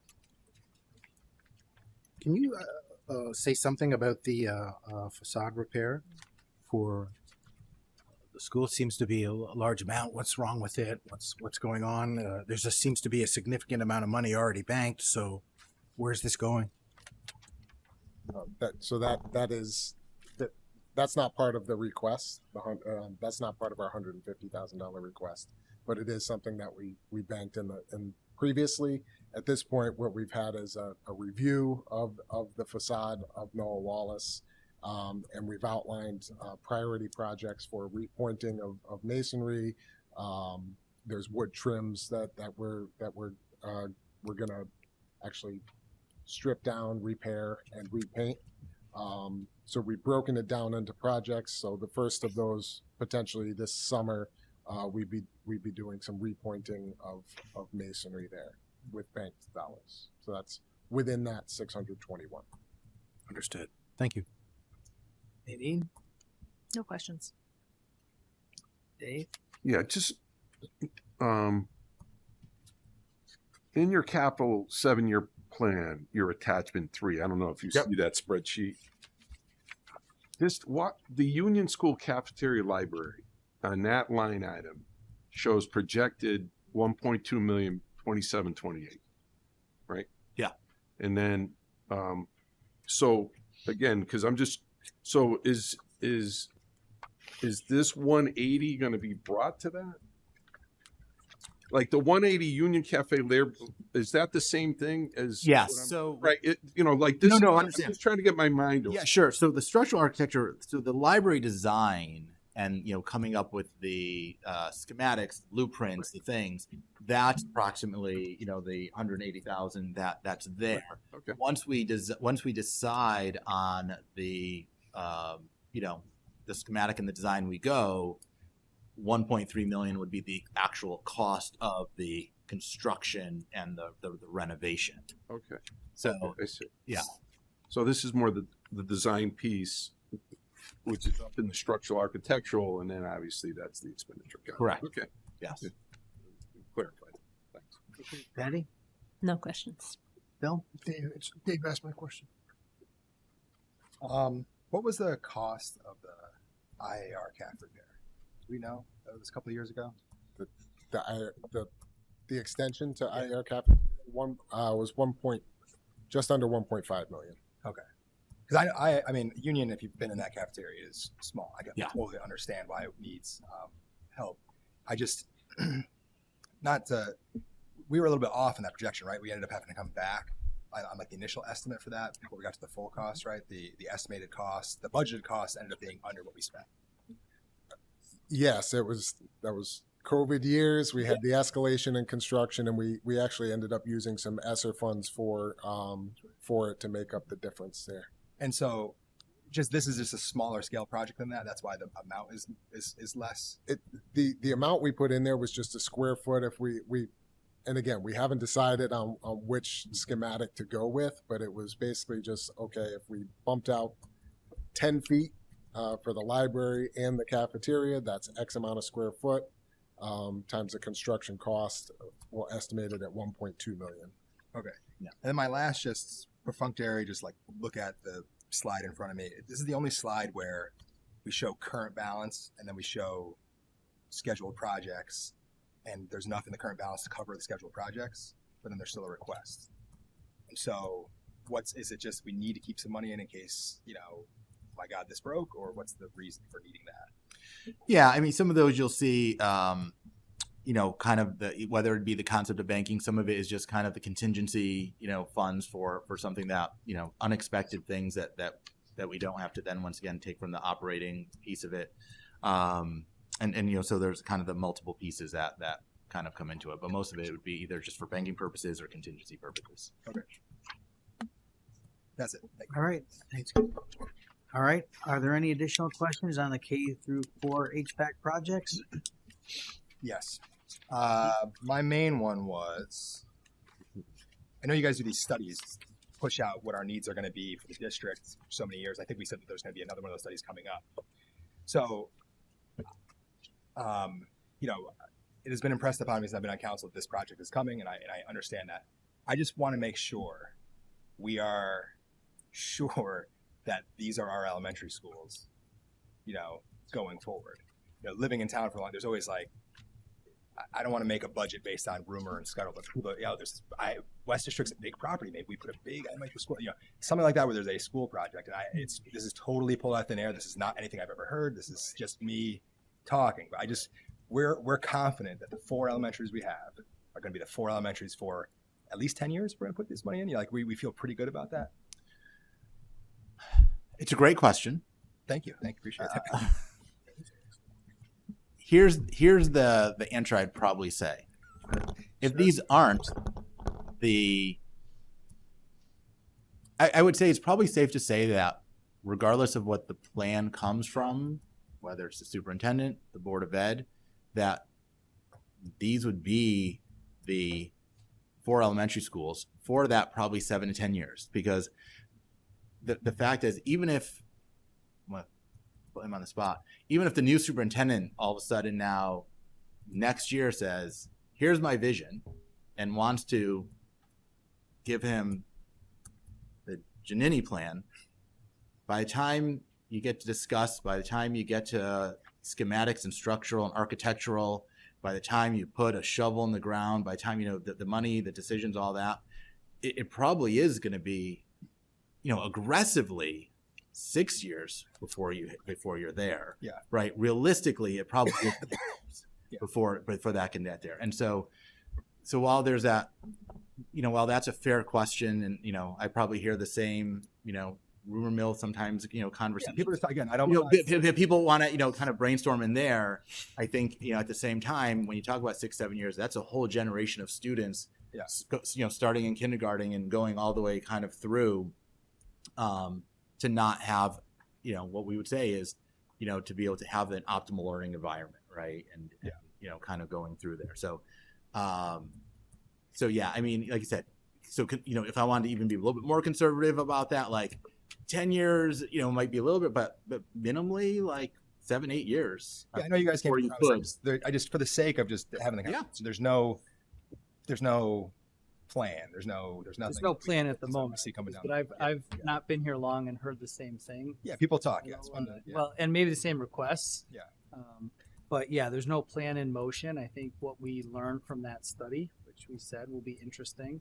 But I think Dan made a great point about both the need and, opened with this, just the need for our buildings to serve our students today, regardless of the future. And also that many of these buildings continue to be used long after their schools as well, too. So yeah, it's important for from town support too. I get that.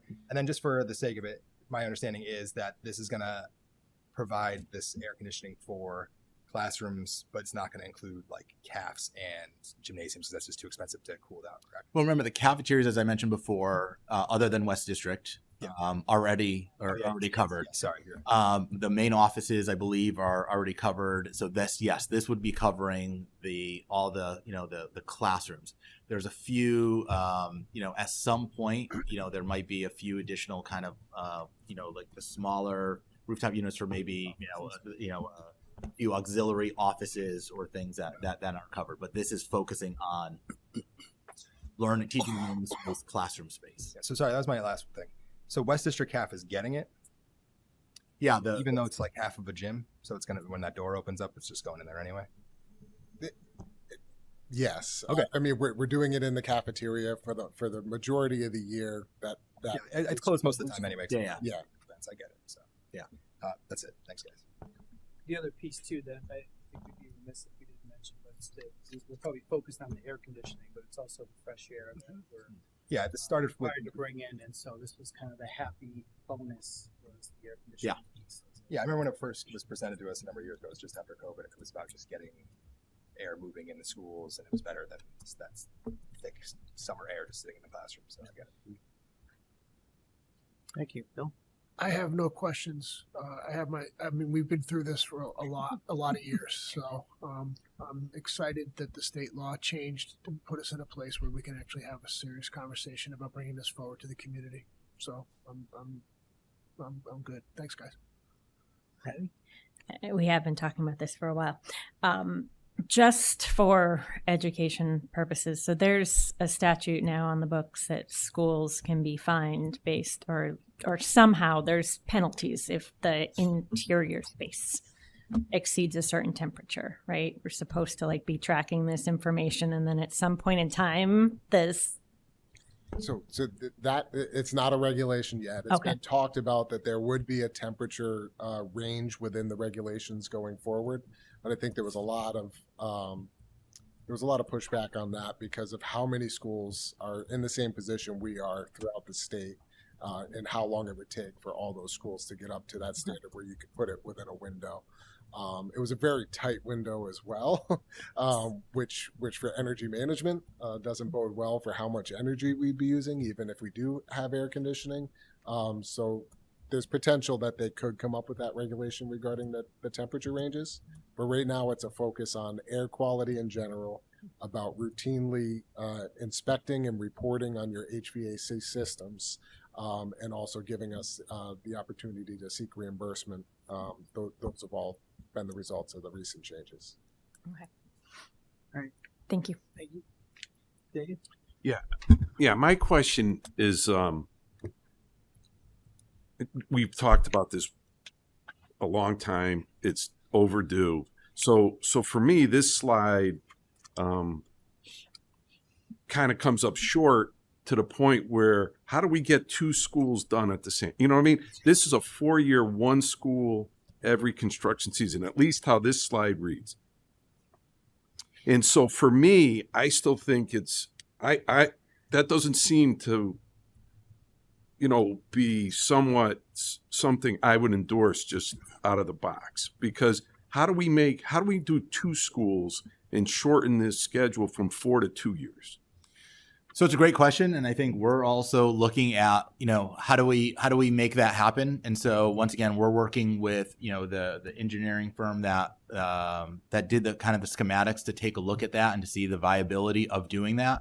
So one of the things that came across for this project is all of the buildings are going to need electrical upgrades to be able to handle, the additional things. Right.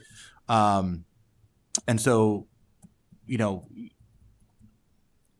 even in our meetings, there's times, I'll ask Sam and he looks at me like I'm a little bit crazy, but I'm okay with that. Is, hey, can we do, year 1 electrical upgrades in all 4 schools, and then the next year all 4 are getting done, right? And do it in those 2 phases. And so that's something, we're going to look at. And so,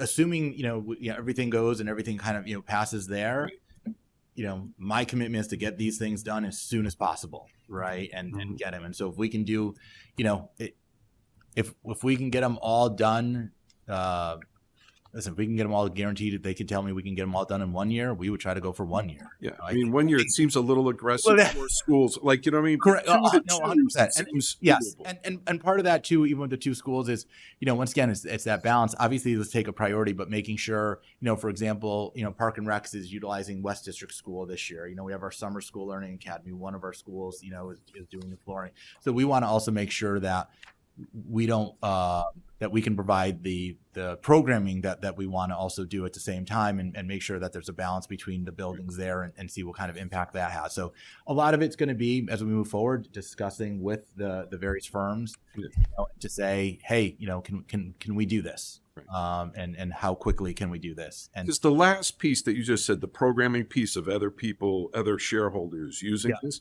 I mean, for me, if there needed to be some inconvenience in a construction season for something to happen, I think this is a long overdue project that needs to get done. No, and agreed. So for me, outside of, I don't know all the particulars about the electrical upgrade and that type of thing, and how one predicates to the other and so forth. But I'm hoping if there's the program needs, I would move mountains to make sure these things get done, in the most concise way they can. Yeah, no, listen, I agree with you completely. I think, having said that, I'll use the Park and Rec as just an example. We'd want to make sure that we're communicating with them so that they have ample time to just figure out, hey, we have to move forward with this, but we want to give them time to be able to make whatever alternative plans that they have. But yeah, so this would be definitely a priority project. Yeah. Thank you. Excellent. Thank you. Yeah. It's not a lack of desire. Right. No. Yeah. Right. But like right now, you see these 1 year, and it's just like so. I mean, I would go to wherever you can to see if you really can push it. I mean, with your engineering subconsultants and so forth, if you can. I mean, because it's been around for far too long. And then some of that, I mean, Sam probably knows this a little bit better. He's got more experience with it. Is sometimes too, you can do those things, but then they're going to say, okay, but now you're having some escalating costs because now they're going to bring people in on second shift, weekend shifts to kind of potentially do those, and so there might be some implications that are involved on there. So which could be offset by the escalate. Like you said, so, right. There's you're going to have escalation on the. You could have it this. You could have escalation this. You could have it this way. You could and so we're just trying to. Kind of get a look, like right now we're in that preliminary stage of, we were actually excited that the numbers came in lower than anticipated. So that's a bonus start. And now just look to see, okay, I think we kind of had an idea that there was going to be needed for electrical upgrades, but like, what does that mean from a time commitment?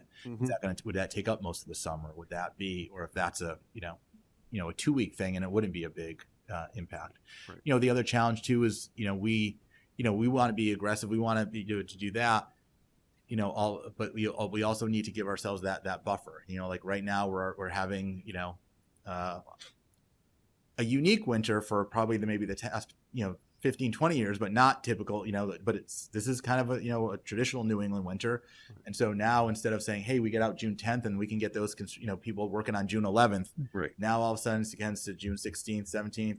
The weather doesn't look great for and next thing you know, now they might not be able to get in until June 25th. And so now that time window gets a little tighter, and so some of those other challenges. So we just need to also make sure, as aggressive as we want to be, that we also can have those buildings ready, for custodians to be able to get it prepared, for teachers to be able to get in and have it ready for opening day. Thank you. Maybe I just wanted to add too that we're talking about adding HVAC to these buildings because of their age, and so the capacity of our staff to start opening walls and ceilings and adding these major upgrades. They're just trying to be mindful of balancing out because they're very hands-on, and so the work that they're managing for major projects at once. I know that's not what you're recommending. Right. 2 or 3 going on. We just have to realize that it's not the only projects happening in our district. They can manage as well. That's happening. No, I definitely appreciate it. Renovation work is a tough arena to be in, especially in schools where the tight window is.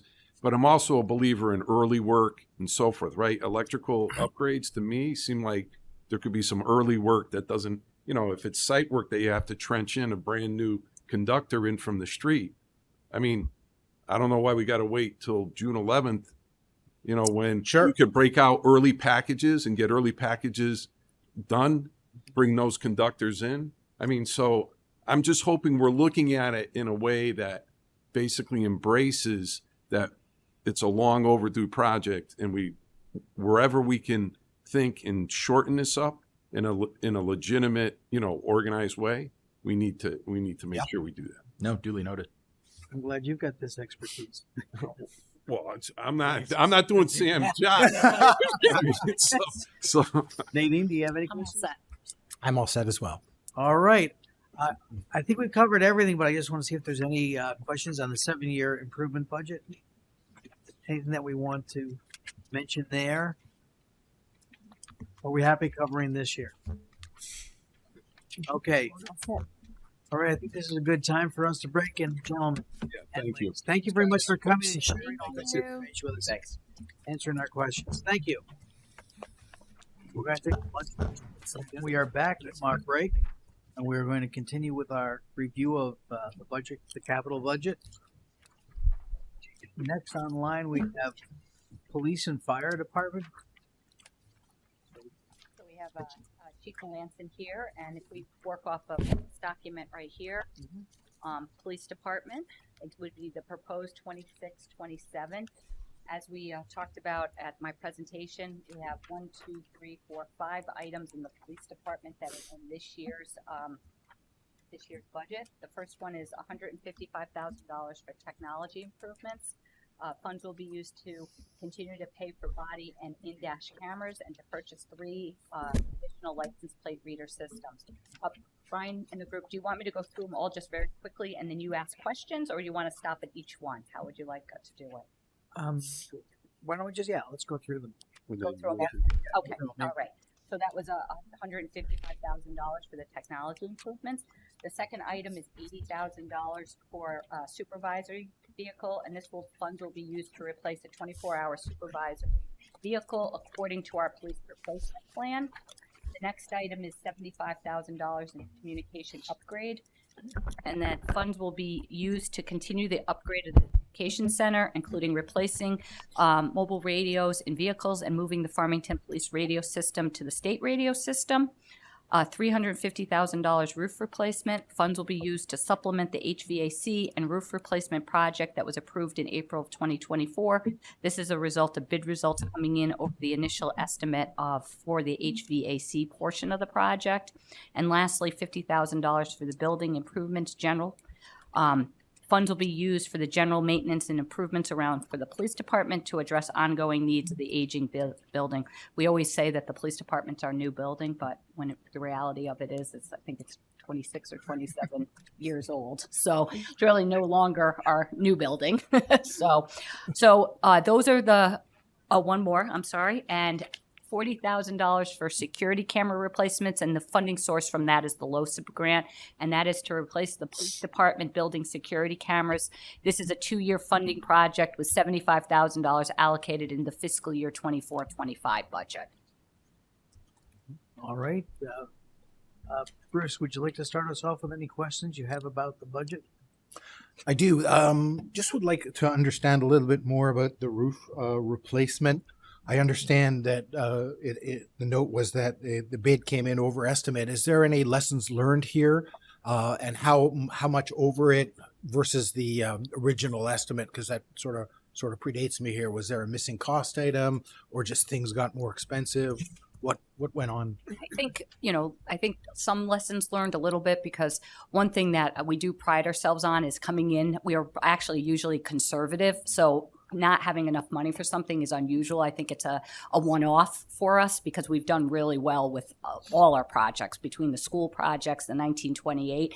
I think that we underestimated, according to the staff, is being a police building, the labor that it would take to do, because the building's running 24 hours a day and things like that. So the labor cost came in much higher. I think in general, escalation costs were much higher than we thought.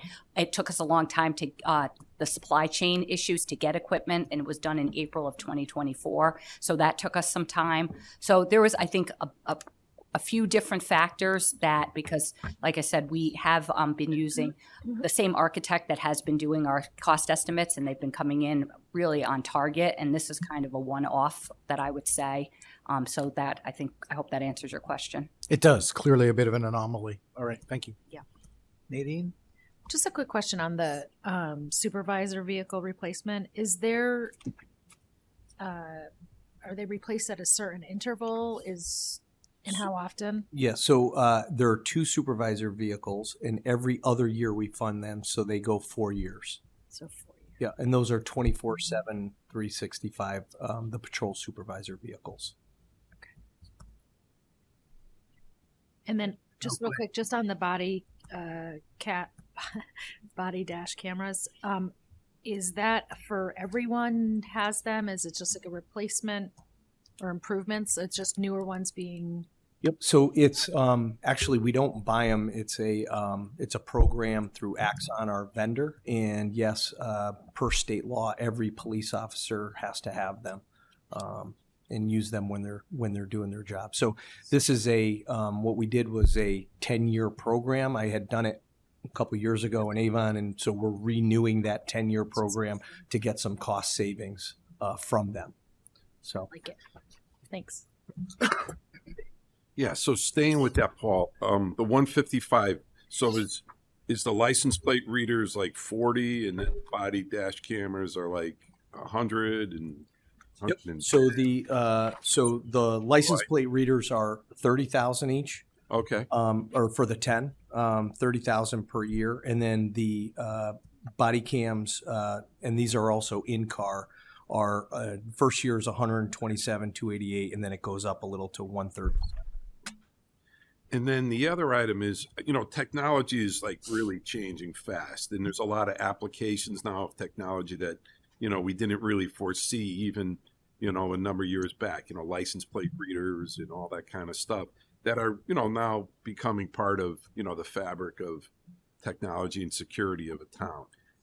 So it's definitely in the license plate reader system. It seems like there's a lot of towns doing a lot of things, and some, some are doing it one way and others are choosing to do it another way. We're navigating it our way.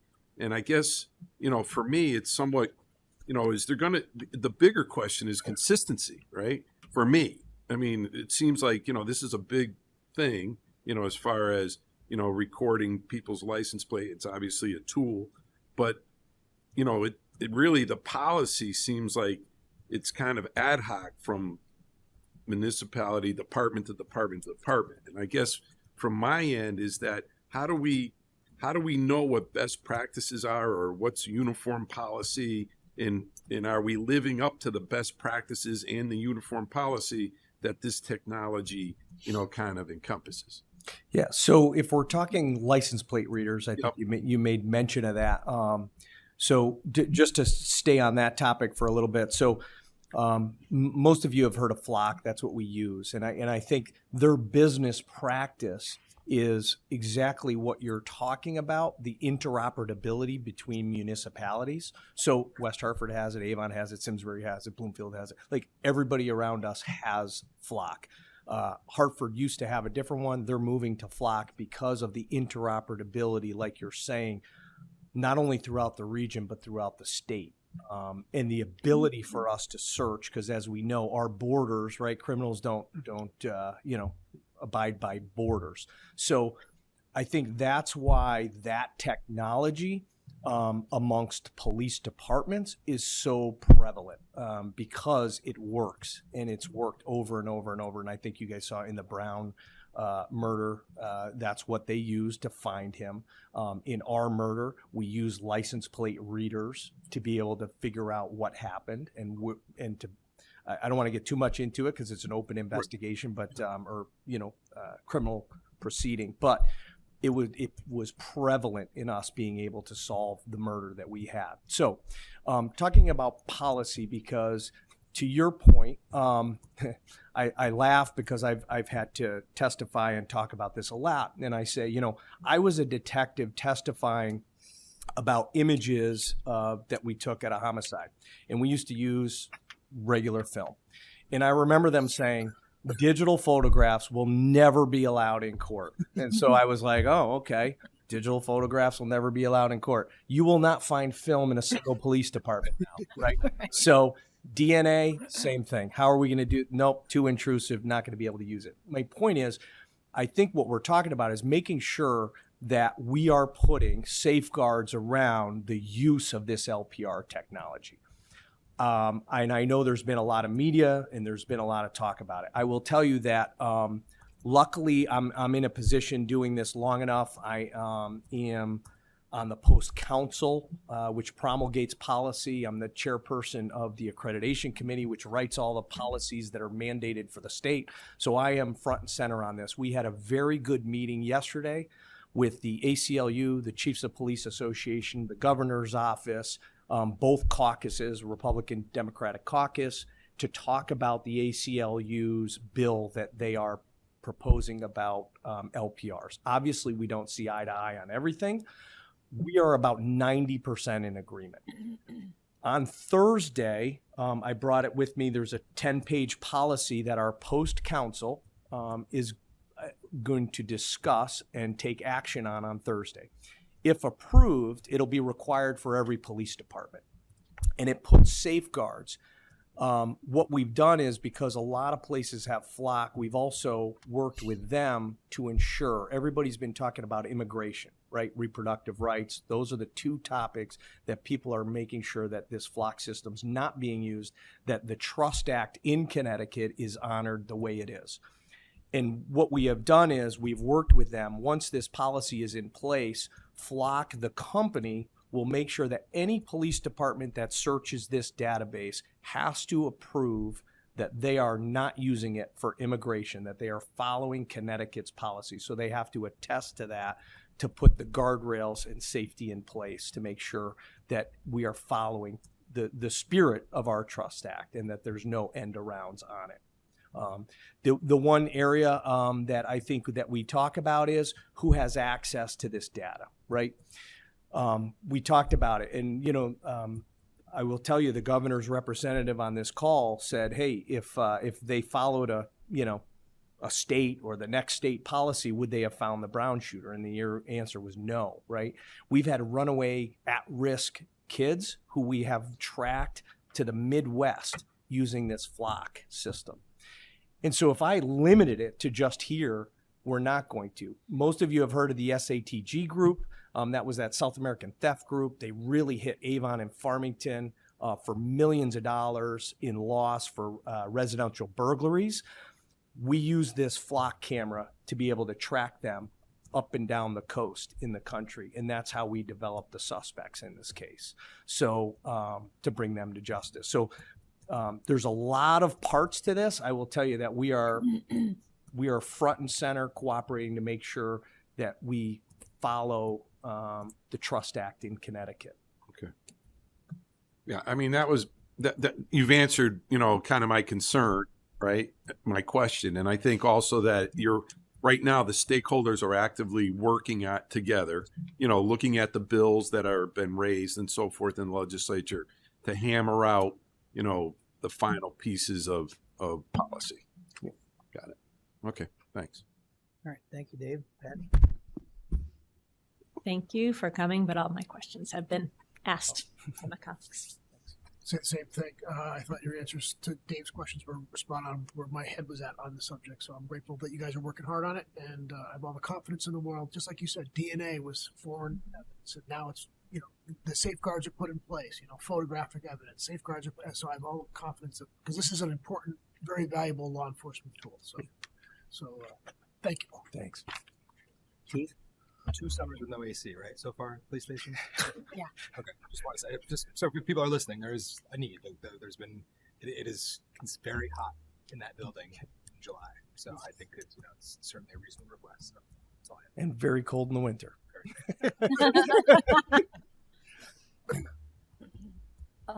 Do we?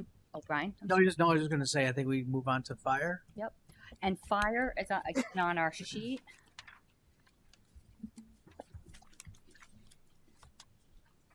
Okay.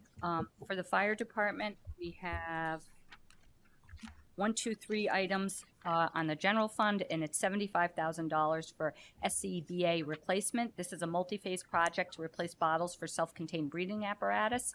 We have $100,000 in turnout gear. Funds will be used to continue the replacement plan for turnout gear.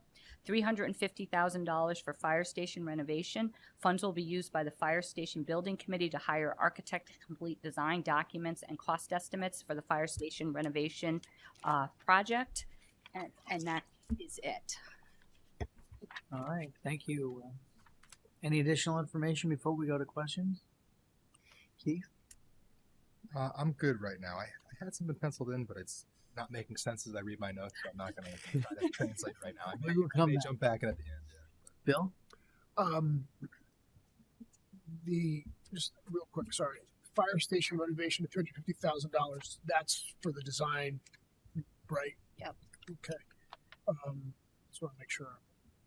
And just so, as you know, if you can see in the plan here, Bill, if you look out, as I think Dave had updated in one of the meetings, that the project, it's a close to projected around a $30 million project, and that's why the design fees are at that level. That makes sense. No, I just okay. Yeah. Thank you. Okay, that's all. Patty? The SCBA replacements, I know we've been funding this, I think, practically every year, and I'm noticing that the next 3 years it's not planned for. So it's scheduled. Is it that will be at a? Nope. We have a list of the 150 bottles that we have and the replacement plan for those bottles. So after this year, we have a couple years where we only need to buy, a few bottles compared to the 25 that we're buying at $1,500 a piece. Okay. So yeah, so that would be in the operating budget. Right. for the one-offs. So just on the way they were bought 10 years ago, we're replicating that now as they expire. Okay, thank you. And the turnout gear similar. I just noticed this year is at 100,000, and moving forward it's 60. Yeah, we have a little bit of catch up to do because we missed a couple years ago is what I was told. I wasn't here at that point, but we're a little bit behind on that, which is why that catch up, and then we'll be in a good spot. Okay. And how are you finding your role? Oh, I love it. Yeah. No, listen, I've always been the most blessed person in the world. I work with great people on both sides. So I'm very, very, very lucky. So, no, I get along very well with the 3 volunteer fire chiefs, the career staff. We'll talk about it in the operating budget, but we made a supervisory firefighter position, and I feel it's working great. So no, I think I'm very lucky. They may not feel the same way. So that's the caveat. Most people who work with me don't feel the same way, but yeah. Well, welcome back. Thank you. Excited about, we'll talk about it a little bit more in the operating budget, but the whole system that we have created, and it keeps on evolving, but I think that we're pleased with how it's been going, and we've seen some different things, like the police department's just inherently good at, administration of different things. And so even like in the capital plan, getting some of these plans and back on track and things like that. And we have different people doing it. Lieutenants are doing it, different people in the police department. And it's a nice match because it's not the same equipment, but they know how to do those types of things. And we just, not that our fire department doesn't, it's just a volunteer system. It's a different makeup. So we are pleased with that. No questions. Okay. Nadine? I only giggled because you looked at Kathy, so there was something you were wondering. I'm not sure how she thinks it's going. I don't have any additional questions. Bruce? Right.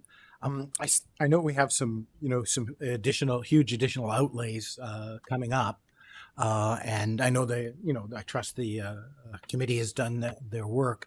And I know there are a number of challenges that you are ahead facing you, but is there anything that you could share with us in terms of your evolving vision, for the fire service? So really it's I always say the motto is, and this is what I always refer back to, we're a volunteer system which is supported by a career staff. And everybody's been following the fire service. Policing is, we're talking LPRs, but policing is just constantly, more of the same. But the fire service, I find, is really interesting because of what's happening to the volunteer systems as you're seeing around us. And we are in a really good place in Farmington to keep that going. That being said, we're always looking for volunteers, a little plug, for all 3 of the fire chiefs. And as, they have some really good responders, but everybody's life gets busy. And as you notice, our job really, we're just trying to make sure that we can keep that volunteer system going. So our career staff will support them in whatever way we can. So right now it's during the day. Does that turn to nighttime in 10 years or 5 years? Or does that turn to, we will be ready to support the volunteer chiefs in whatever way that we can. And it might be one station, not all 3, right? Who can't get people to come out, right, to respond in the middle of the night. Because don't forget, our fire department, unlike many others, especially volunteer organizations, respond to medical calls. Right. And so that's a heavy ask on them. And so in the middle of the night, the person who fell or the person who needs to go to the doctor, so where I see it evolving over time is making sure that we are doing everything as a town we can to support our volunteers. So when there's a fire, when there's a car crash and an extrication, or a cardiac arrest, that we get those volunteers out there. So whatever we can do to support them in that. Thank you. Appreciate that. Thank you. I'm all set. All right. Keith, all set? I'm good, thank you. All right, just making sure. Appreciate it. All right, we're off. Paul, thanks so much for everything. Thank you, Paul. Thank you. Shall we move on to recreation, or do we want to go general fund? I think recreation's Right. next, and I think Jesse's here. Thank you, Chief.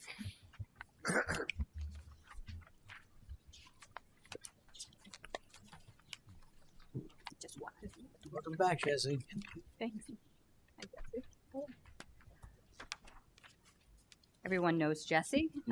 We just have one item in recreation. It's under recreational services, and that is, sorry, find my place here. Yeah, I know it is. I just want to see what I wrote.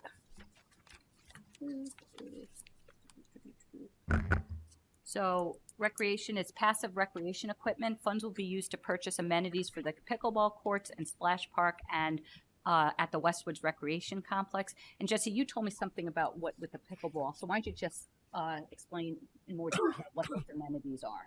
Okay, absolutely. So for the pickleball courts, if you've ever played pickleball, it gets windy. Windscreens are needed. So we need windscreens, benches, some picnic tables so that people can sit and actually enjoy the facility and hopefully stay and visit carols and kind of make it a nice place to be. So that's where that 25,000 is going. Did you talk about a sun thing? Yeah, we for the splash pad area, we want to look at some sort of small shade structure. I'm not talking like, a pavilion or anything, but just a little spot to catch some shade over there. Because one of the things that we want some umbrellas, but I think having a shade spot would be, it's going to get hot there for sure. Yep. So that's it for Jesse's.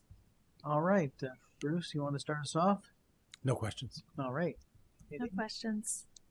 Seems like a reasonable ask. I have a question for you. Sure. Do you have a projected open date for the splash pad? Yeah, I think we're shooting for Memorial Day weekend. So typical for splash pads running Memorial Day to Labor Day. Does that include the shade? The shade area, yeah. The shade will hopefully be up around that time. And pickleball is when the snow is gone. Yeah. Also Memorial Day. Yeah. The way it's going, yeah. Hopefully April 1st. Thank you, Jesse. I don't have any questions. You're doing a great job. Same. And I'm happy to see that, we're not necessarily this particular item, but the parking lot, Westwoods Golf Course is here too, because I understand that as part of what I think, from prior conversations is the beginning of a long-term improvement process at Westwoods. And I feel like that is such an underutilized resource for our community. And I'm really happy that you're kind of working on improving it. So yeah, we're good. Alex, no questions. It's maybe a general budget question and not a capital budget question, but just I know with the improvements going on at Westwoods, and I know we have that vendor agreement with Carol's Lunchbox, and I know we have another vendor agreement coming up at Tunxus, right? Which is going to be good to get something in there. With those agreements, is that just the vendor pay rent and then they just run it like a business and they just rent space for us, and the idea is it just helps to get people down to use the facilities, and that's sort of the revenue generator for us, right? Like getting people down to play golf because they know Carol's is there after and those types of things. Exactly. Okay. Yep. And yeah, I guess my question on that, it's more of a general. I'll save it for general. I'll say it was just it was on with Daily Grind on, so they're gonna have the same setup, which is great because we want something down there good. But I just didn't know if there was any sort of like a needs-based thing that we could have, even like a vending machine that had shin guards in case your kid forgot his shin. You know what I mean? Like something like that, like down there that is low cost to the town, but would provide a service that people would actually really want, but could also generate some revenue. Very low stakes. We talked a little bit, and Jesse's pretty imaginative, and we talked about again something for income and for the splash park. Yeah. We were talking how much would it cost to rent towels? Someone that comes and they forget their towel and rent a towel. That's an excellent example. That's what I mean, because there's things where as a parent, oh my God, I forgot. I got a million different things, and now I either have to drive home or I have to let my kids shiver. And so you would be happy to pay $5 to rent a towel. Right. And then the town would be happy to take that $5. Right. And so Jesse was thinking of some other things whether it's suntan lotion, we do a little bit of a markup. Anything like that at each place. I know it's not going to make anybody rich, but just anything to offset costs that's like a money grab. I'm not saying sell bomb pops and sugar. I'm just something that parents or somebody using that service would actually. It's the same thing as whatever income we generate from the driving range, golf balls, whatever else, things like that. Yeah. No, it's a very good question. We had because we'll talk about it again more at the budget, but splash parks are expensive. Yeah. They're expensive, and it's a great service, but we found that you don't get charged for going to a splash park. It's not like a pool. Yeah. And so we were trying to think of different ways just to help supplement some of that with the revenue. I love that we're thinking that way. That's a good. I mean, it is having a splash pad is in your town. It's it's like the analogy we use about the new high school. You will maintain some of that value in your property because you have a nice town. That's part of the splash pad. People I hope understand that. But if there's something that we can do creatively that provides a service and recoup something, it'd be awesome. Otherwise, no question. Maybe some promotional T-shirts. In the sun. Anything. No, I think we have to we've been thinking of, and one of the big things is the towels. Yeah, that's And great. you don't have to cart your towels. Yeah. Yep. You know? There are going to be people that end up down there to go to Carol's Lunchbox. Their kid's going to see the splash pad, and they're going to wander over there and be like, now my kid is soaking wet. What do I do? Now there's towels. Perfect. All right, I believe that is everything for recreation. Jesse, thank you very much. Thanks, Jesse. All right, moving on to Public Works. Hi, Russ. We'll start with engineering. If you want to throw up the roads. Hi, Russ.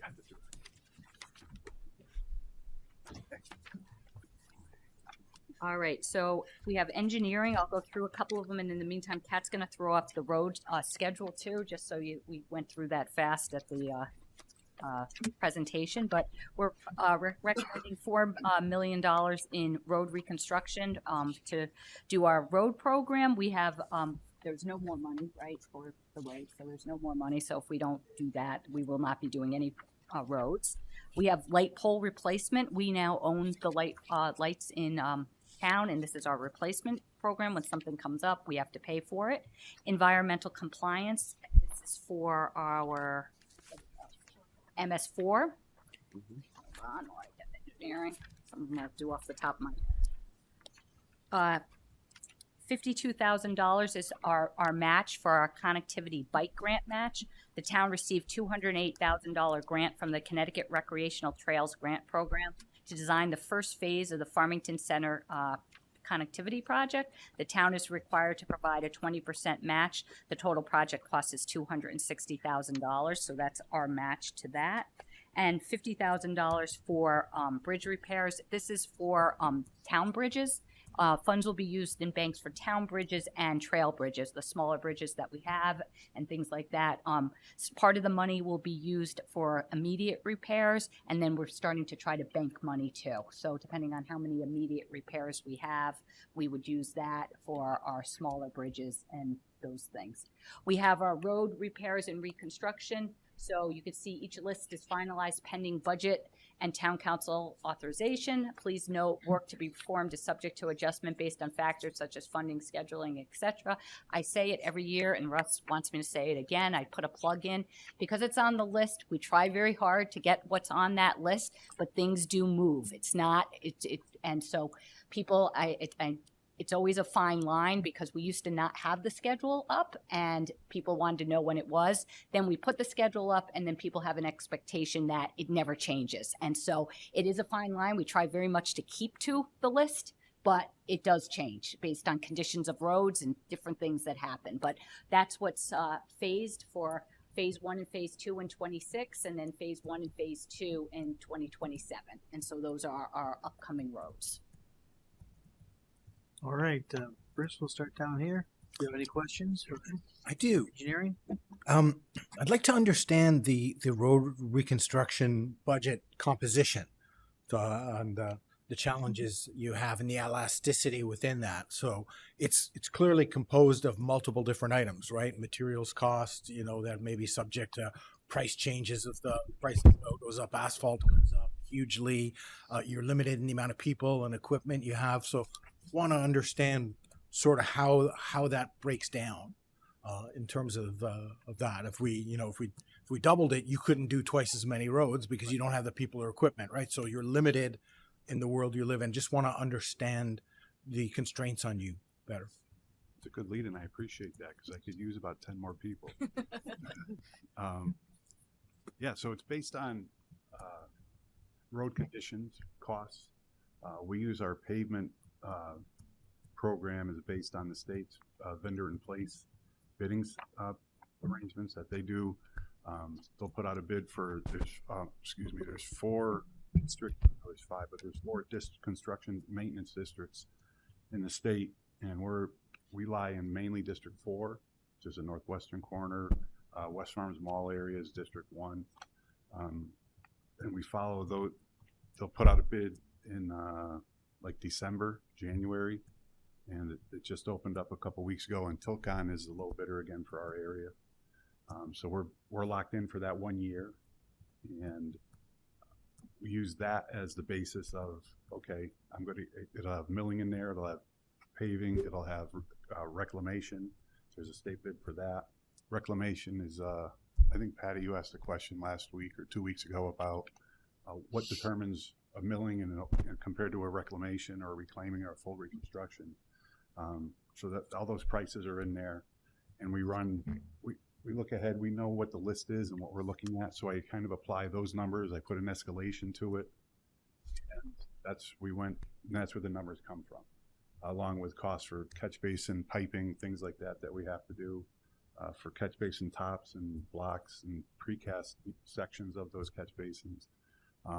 Everything, obviously, as you all know, goes up, and you're spot on, Bruce, with the price of asphalt.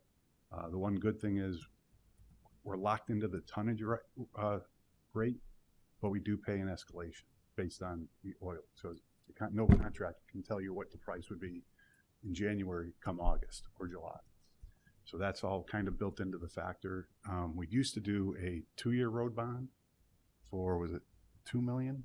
Then we did a $3 million bond, I think, one time. And then we went 3 years and we did $4 million because the pricing keeps going up. So the expectation of doing, 3+ miles a year is kind of gets us on our 20-year plan, 25. Well, we should be repaving every 20 years, but we're on our 25 to 30-year cycle. And that's not a bad thing. It's not great, but it is what it is based on funding. And coming back to the factors that you said of everybody's doing the same thing at the same time. And the contractor, upsettingly, we got pushed on Batterson Park last fall. We put our schedule in with our list with Tilcon, who are the low bidder or VIP guy, and here's what we got, here's what we need.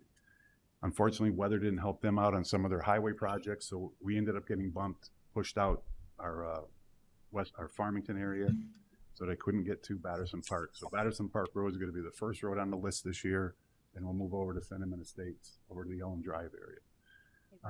One thing that I think is interesting, and for people like that, how many miles of roads that do we have? About 125.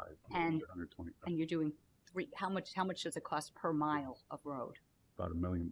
$1 million. That's how expensive, depending roughly. on the reconstruction. And the other thing that I think we've been trying to do is that to help town staff, the highway garage. I mean, the highway people do, what is it called?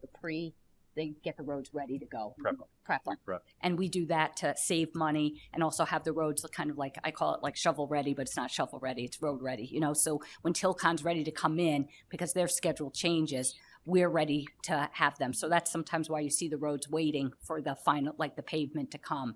But we do that to be cost effective. Correct. Because a lot of towns, they'll just contract that all out, and that makes your money even obviously go shorter amounts. But even to your point, even if we could do many more millions of dollars, you can't, it's impossible to do it. And I think that Russ and the Public Works and the council with the support, I mean, if you asked us before we had this kind of road bonding thing, our roads, again, I like to use the alphabet, a majority of our roads were really not in good shape. And now we have really have come a long, long way on doing the roads. And Russ likes to, and it's our policy, is we try to go on different sides of town. So, you do roads on this side, that side. And also part of the process is that, again, where sometimes people get upset, but it happens is that we don't have control. And I'm going to pick on the gas company because they're historically the ones that do it, is the gas company says they're going to come in and do a road, they're going to bring gas to a neighborhood. And so we wait for them to come in so we can do it all together. And then somehow the gas company pushes it out another year. It does that. And the last thing we want to do is do the road over, and then the gas company comes the next year and pulls it out. So those are other factors that sometimes why we don't like to put the list out sometimes, because all of a sudden we find out one of these roads is going to get gas and they want gas and it's not coming for another 2 years. So we push it out a little bit. So all of those factors go in place, and also the priorities of roads that are used a lot, how much they're traveled, just to try to get the best bang for our buck. So those are some of the things that we look at. Clearly, yeah, it sounds like there's a lot of variables that could affect our plans, and there's a lot of vulnerabilities in the system, a lot of which are outside of our control. Right. That we can't deal with. And I take it the potholes and things like that are part of this budget, or is that separate operating That's in budget? So we'll see that later. This is the big jobs. Yeah. Correct. that we're saying. Correct. And one thing, Kathy mentioned the gas company. We call them. We work with the water companies in town to make sure that our paving program coincides with the water company upgrading their system. So I work closely with Connecticut Water as they're the major supplier in town. Work with MDC. We send them our paving plan. We send it to. I talk with New Britain Water. Aquarian a little bit if we're in their area over by the Plainville line, but it's basically just to confirm that I'm not paving in 27 and they're coming in 28 to dig up that road. Right. Things happen, like we have water main breaks. We paved, where did Pam live? On Redcoat. We paved Redcoat in August, and I think the water main broke in October, and it was a break, but we made them, the water company work with them, and they patched curb to curb and did a good patch, but things happen. It's the best laid plans. We try to do our best and coordinate, but we do not pave if they're coming and going to do a full replacement. That will get worked. I'll work that through the system to make that. How's our experience been? I mean, you've been doing this an awfully long time, and we set up a plan, and there are all these variables and things happen, and how often do you make it? Do you get 80% of it most of the time, or for the most part? Do you ever get to 100%? How do I understand that, and how do I evaluate? You mean 100% of? Are we complete? Our goal? Starting over? Yeah. Here we have we've identified phase one, phase If two. it's on this list, it's going. If They're it's on going. This list, it's going. Unless it's never happened. Knock on wood. A water company said, "Hey, we're going to replace more water main in the Highlands." They aren't. They've already done that. But if something drastically happened, we would adjust and change. But don't you say, Russ, when you say it's happening, I think it's fair to say it's happening. It may not happen on phase one in the first year, but we're not saying that something that's on this list, if Ellen Drive is on this list and it's phase one and something happens, it's not going 7 years out. Right. It could go out a year or two if something happened, but it would be more likely on the phase two or something like some of these phase twos may get pushed into the 27. So but when you're talking about once it's on this list, it's happening in a period of time, and especially the ones in phase one at the beginning, they're not getting jumped out, years and years and years. But mostly it's happening because maybe Tilcon didn't get here, so the Batterson Park didn't go last year. It gets pushed to the next year. Those types of things happen. But I would say 99%, I can't remember a time where the only one I remember that was on the list, but again, we've learned lessons learned a little bit, is that the gas company, I think one of the neighborhoods, they kept on saying it was going to happen and it just was not happening. And so that was kept on getting pushed. But on the other side is we've learned also people really don't like either way when their road is done that someone comes and pulls it up. They get very annoyed by that on either side. Imagine that. So we tried to learn on both sides. One thing, part of my work is to coordinate with these utility companies, so that all that's already been done for these next 2 years, unless something drastic happens. So Understood. Thank you. That was useful. Appreciate it. Right. Just real quick, Russ, on Batterson Park, so I know there's still work being done there, so I assume that would coordinate the timing of the pavement that their work is done, that you're paving?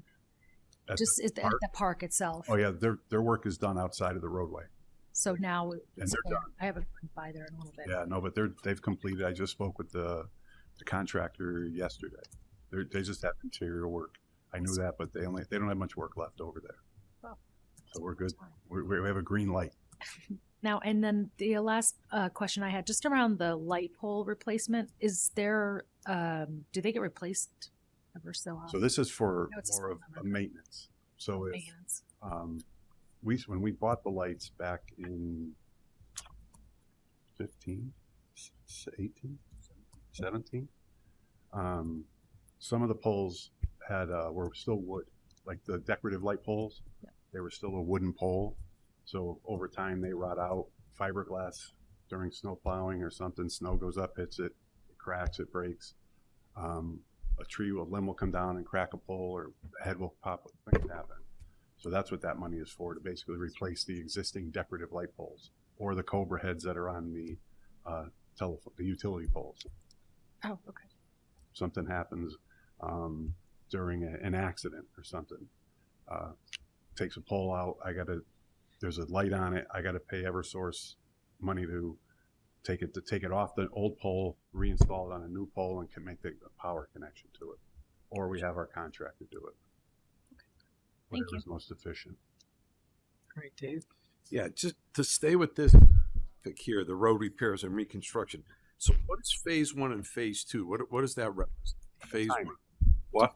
Calendar time. Meaning So phase 1 would be the round. first part of the season. Correct. Phase 2 is the second part of the Correct. season. It's like spring and summer. Yeah, spring, summer. Got and it. then- Okay, that's what I thought, but I was just making sure. Yeah. And then like on phase 1 in 2026. So in the Jeffrey Drive, Sherrill Drive area, there's already been some work, like big patches of pavement Over the years. have happened, right? Because it's unraveled. We did the same thing in Lake Garda a couple of years ago. Right.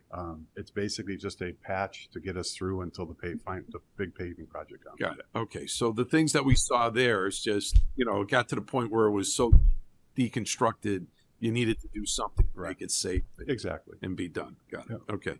And then, so in kind of off on Dean's thing, if Batterson Park Road moves up in this thing, because it's last in phase 1, are these all simultaneous projects, or are there? So the one good thing that we try to do, we learned this years ago, we're not jumping.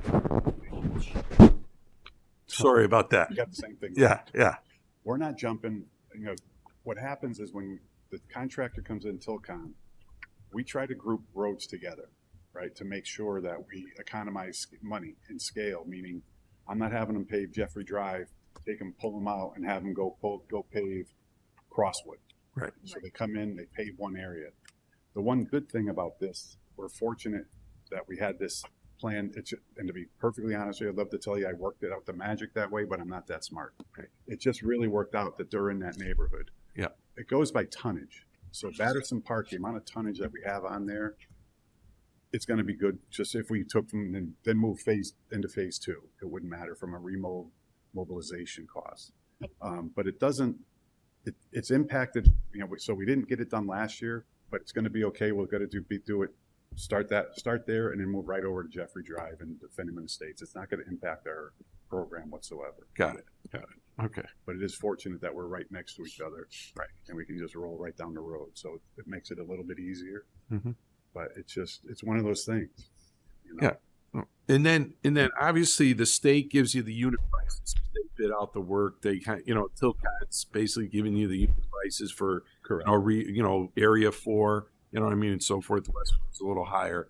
But so then with that said, do you have in your mind in the office, like, do you have estimates of what you think Jeffrey Drive in Bonnie Drive, Sherrill Drive, that area is going to cost in aggregate? Yes. Okay. So what I do is we have this list, and I go through it and come up with an estimate based on past costs, and then I add an escalation. Then we meet with Tilcon and go over. We give them our numbers, so it's a way of checks and balances as well. And not that we have some disagreements on quantities and Sure.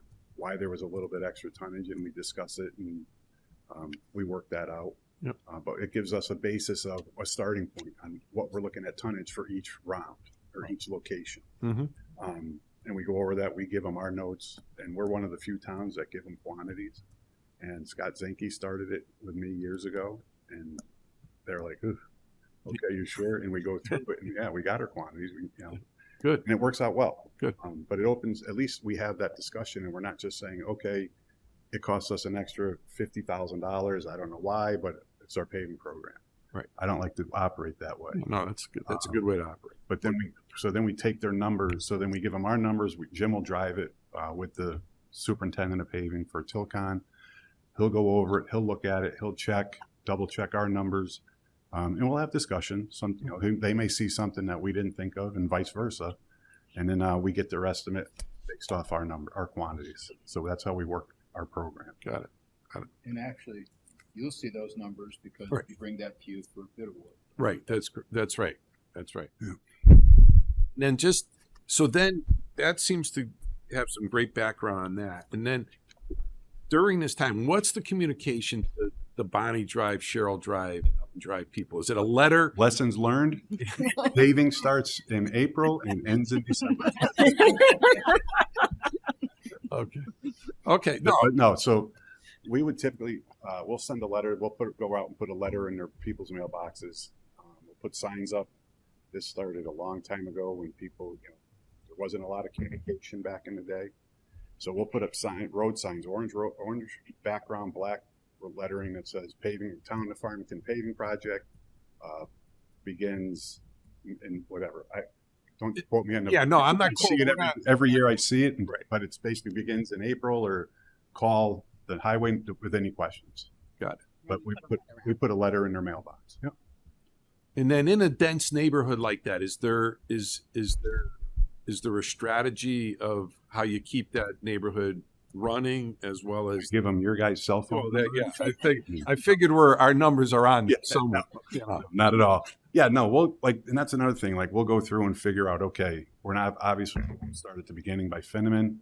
We'll go to a farthest point, like maybe Harlan. Work out and do the side streets out and bring them out to Cheryl and then head out. Would probably be the logical way to do it. But again, we talk with Tilcon and we work at and we go over to see what's most efficient.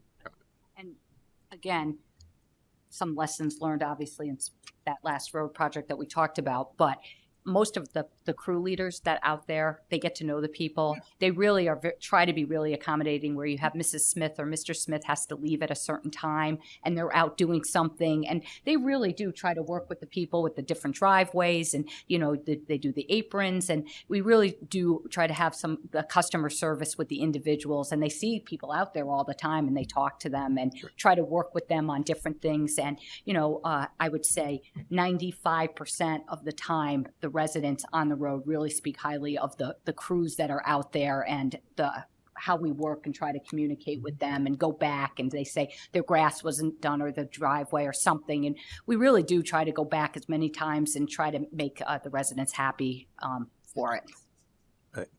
I got you. No. We'll leave it at that. No, it's good. But to follow up what Kathy said, our crew leaders, all our guys, they get it. Yeah. Right. They understand what we're here for, what we're doing. And we don't get many complaints. Right. We may get a couple early noise complaints or something. But it is truly, there's a direction and they're there to follow it. And they bought into it too. Yeah. So because it's not it's not rocket science. Yeah, it's not rocket science, and there's a lot of coordination. There's a lot of trust between parties, right? Working relationships that get established, and obviously, it's not risk free. No, and listen, like Kathy said, we're out there every day, so the guys see you leave at 6:30, you leave at 7:15, and he leaves at 8. We kind of get a feel for that and understand. Okay, we got to get by Bruce and Dave's driveway and Nadine just a little bit later, so we got some time because you're out there so far in advance. We'll be out there, hope on wood, knock on wood that. I mean, Keith's a night owl, so you wouldn't have to worry about Keith. But timing wise, like when the snow melts, we got to get out there and get going. We have a lot of work to do. And the one thing we've had to do the last couple of years, we do hire a contractor to help us with some catch basin prep work. Right. I like doing that to a point. Yeah. But I still want to be in control because the more we can do, the more we save and the more pavement we can get down. And that's what I assume, because you just had a contract out for that, right? We put it out, equipment and, services and so forth and so on. And we'll utilize that, but if we have to. Right. Got it. Okay. Excellent. Thanks, Patty. Do you got any? Yes. First, when I can speak positively that yes, the communication from the crews are great. When I remember West District Road, and I'd have to say, "So I'll be back in 20 minutes. Which way should I go?" Because of how much, and my own road a few years prior to that. So I do appreciate how well it, and knowing that if I say I'll be back in 20 minutes, and say, "Oh no, we'll make sure you can do it." So I appreciate that. I don't have any other comments or questions.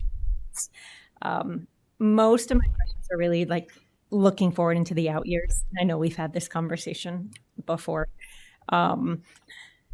So look, the rails to trails, I see there's a number of expenditures planned next year forward. What I assume, my recollection is the actual maintenance shows up in operating, like if you have to do that kind of work. So what's the capital expectation here? Paving. Okay. So we, just to put a little concept back into it, the first trail we did was down here from the Big Bird Bridge north. Mm-hmm. That was in 1995. We have done zero paving to it. We've done a lot of patching, a lot of root infiltrations have been cut out and patched. We tried for a couple of years to work with Avon to see if we could do a dual project. It just didn't work out. But this is basically just to bank money and to do paving, to start milling and overlaying on the trail. One of the things, and we've mentioned it last year, we still keep on hoping that potentially this would be one that grants will start coming out, because all the trails are at the same age, and that would be something that we could potentially apply for grant funding for something like this. There hasn't been grant funding on this, but we keep on hoping that all these towns are really going to start having to do it, and they're going to be looking for grant funding for it. So that's one of the things we're hopeful about. Mm-hmm. Thank you. On the dam improvements, I know the town has a lot of dams, right? Two dams. Two. So I'm confusing our conversation of bridges with dams, because we have a lot of bridges. Yeah. What's the status of our dams in terms of like pushing? I've always seen it, I think, out a couple of years and out to next year. So I just like to make sure that we're on track with maintenance and it's not a hazard. Yeah, so the reservoir dam is the highest hazard dam. It's a C, rated C. We have to have that inspected every 2 years. We have a consultant who does that for us. So they just finished up their inspection. I should be getting a report any next couple weeks. So that one is okay. It has in it that's the one we keep up with the maintenance on it. You got to keep the leaves out, keep the discharge spillway clean and free of debris, and basically keeping it functioning so that it works properly. We inspect it throughout the year to make sure there's no seepage, things like that. There's no animal burrows in there. If there are, we fill them in and shoo the rodent away. This money is for really for Twin Ponds Dam. Okay. That's a level B dam, and we had an inspection. It gets done every 7 years, and we had that done 2 years ago. Was that 2? I think it was 2 years ago now. And they came back with a big list. We basically have to clear the dam itself of all trees, and there's some restoration work that has to take place on it, and that's pretty much what this is for. To do it, we can use our tree contractor to do the clearing, and then start using money to spread it out over time so we don't get hit all at once. Okay. Because I have represented clients I've represented clients that have gotten that report back from their dam inspector and said, "This is $1 million." Uh-huh. Yeah. So I assume if the inspection was a couple of weeks ago on the reservoir dam, if there were big issues, they would have told you, even though you're still waiting for the reservoir. Yes. Okay. And then the last question: riverbank stabilization on the cemetery. That looks like it's going to be a big number. Yes. Is that projection as let's kind of have it here, or is that we really need to have it happen soon? So we've I'll be honest with you, Patty, I can't remember what year it was. It was one of the floods. And the embankment eroded. I worked through FEMA and Army Corps, and there's one more, and to try and get money, funding, hazard mitigation, through hazard mitigation.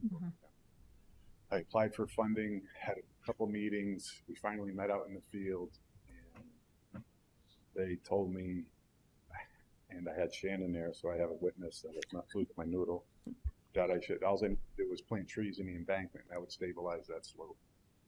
It is about a 1/2 to 1 steep slope, and it's sandy gravel. So I don't know how I would get any equipment down there to dig that and install these trees.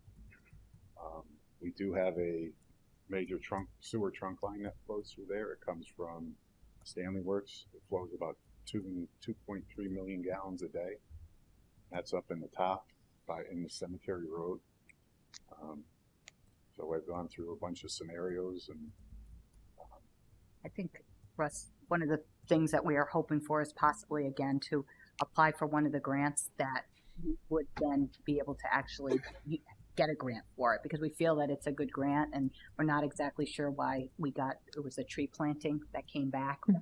The reality of it is that we'd like to get a grant and actually do something for this, and we think that actually it should be eligible for a grant. And I don't know if it was like just one weird thing, because it didn't seem to make a lot of sense, but we still have it out there, and I think we're still looking to possibly do a grant fund for it, or if not, something is eventually going to have to be done with it.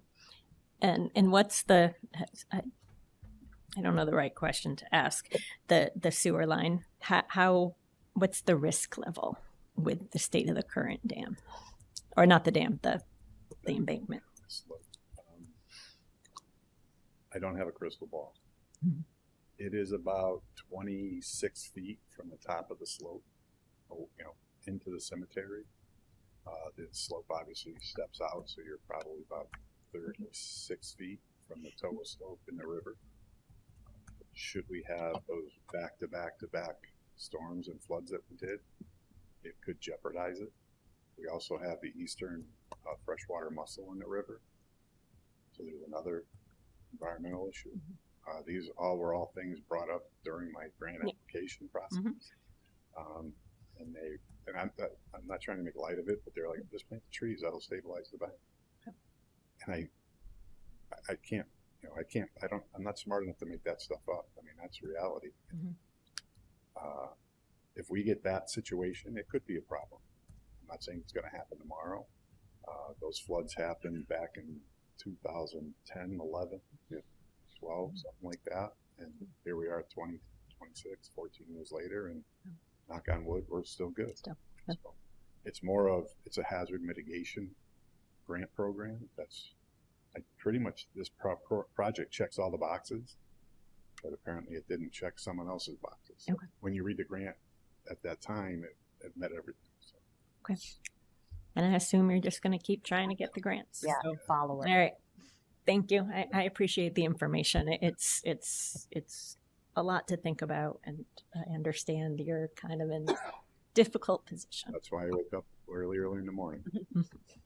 Thank you, Russ. I don't have any questions. Bill?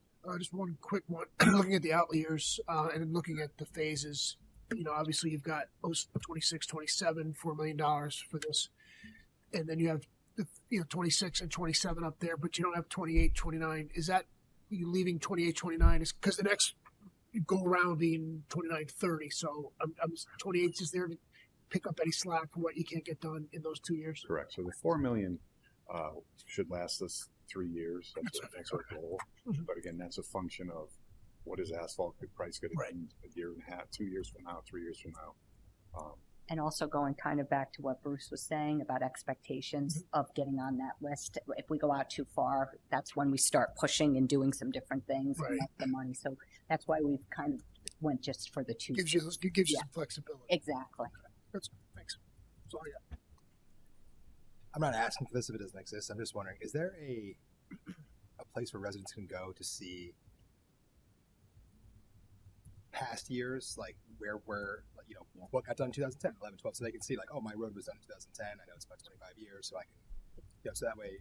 Yeah, I think I'll direct that answer to Kat. Kat. She might be in white for the.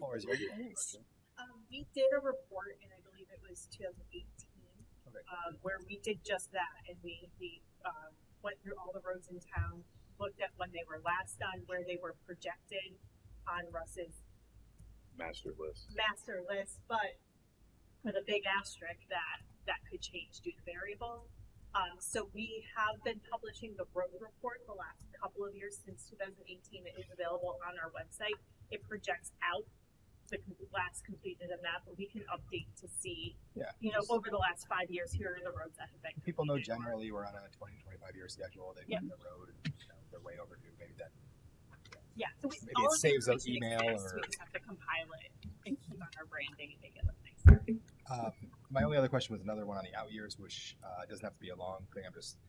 I see 2.5 scheduled on the same year as the next road bonding. So there's $4 million road bonding, and then 2.5 for the school parking lots.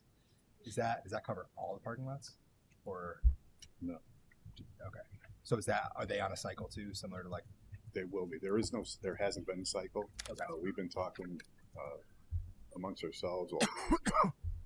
We had it. At one point, I had it out, like you see for the trails. Yeah. And then we put it into one lump sum and said, okay, let's do a bond, and we'll do these major parking lots first, and we rank them in order. So yeah, we have that. I've been working with the school system. And so, you get to pick the priority, or the schools pick the priority? Both. Okay. Yep. Okay. That's it. Actually, I got a report for you, Russ, about the paving. So the $4 million kind of covers approximately those roads. It should be these 2 years plus 28. Oh, excellent. The only question I had was about the Batterson Park. So since that didn't get done due to weather, we already have the money in the bank for that, so that doesn't impact this list in terms of doesn't cost. impact it at all. That was my question. That's what I know. Thank you. All right. The next one we have for Russ is Highway and Grounds. So we have $25,000 for field and playground equipment. Funds will be used for basic maintenance and repair of townwide playgrounds. $25,000 for capital projects miscellaneous. Funds will be used for small building improvement projects throughout town. $320,000 for a large dump truck in the highway department. Funds will be used to replace the existing 1998 highway dump truck. $50,000 for a trailer in the highway department. Funds will be used to replace a trailer. The trailer hauls construction equipment to and from the job site. Those are the ones out of the general fund. I have down $2,500,000 for artificial turf field and high school track replacement. I really put that on for discussion purposes, that we could have a conversation about that. And I think that was it. All right, would you like to pick that as well?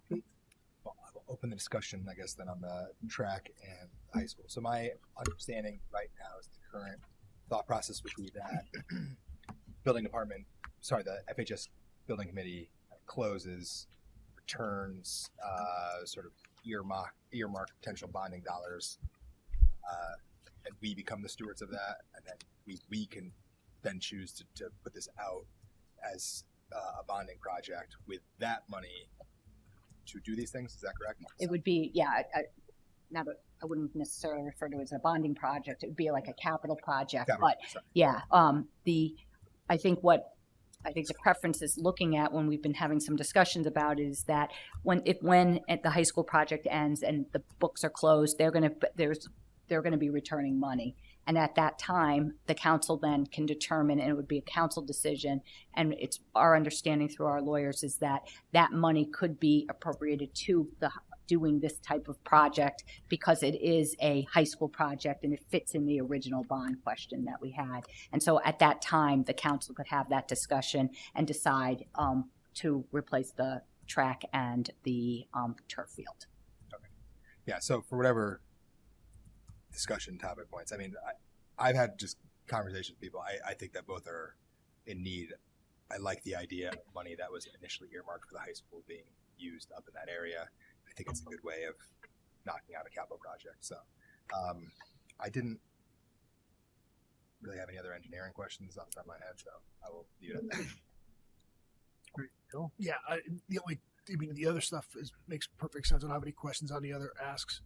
And then with respect to the field and the track, I think it's important we frame it as what's happening is that the building committee is returning back to the town the ability to essentially, in other words, it's not like we're getting a check or money. There's like money that's in a fund, right, Joe? That's coming back to the town. It's money that the town had permission, or the building committee had permission to go to bond with, because the town had previously passed that, right? So then it becomes back to us, and then it becomes a question of whether or not we as the council want to act in the context of regular order, as opposed to having to go to the town and present this as a bond. But we could actually say, well, we already have this money potentially available to us because we've already asked the town to authorize us to borrow this money. And I think that's really what's important, because I think there was some comment made tonight in public comment about how that's going to work. I think however we do this, it's important that we're really transparent about how we describe what the process actually is. Right. I think we talked offline a little bit, Patty, and this was something that when I was on the board, this was one of those wants and needs kind of thing, and we had talked about this as being something that we would, if we could do it, we'd want to do it. So in other words, this isn't something that's necessarily new to the public discourse on the high school project.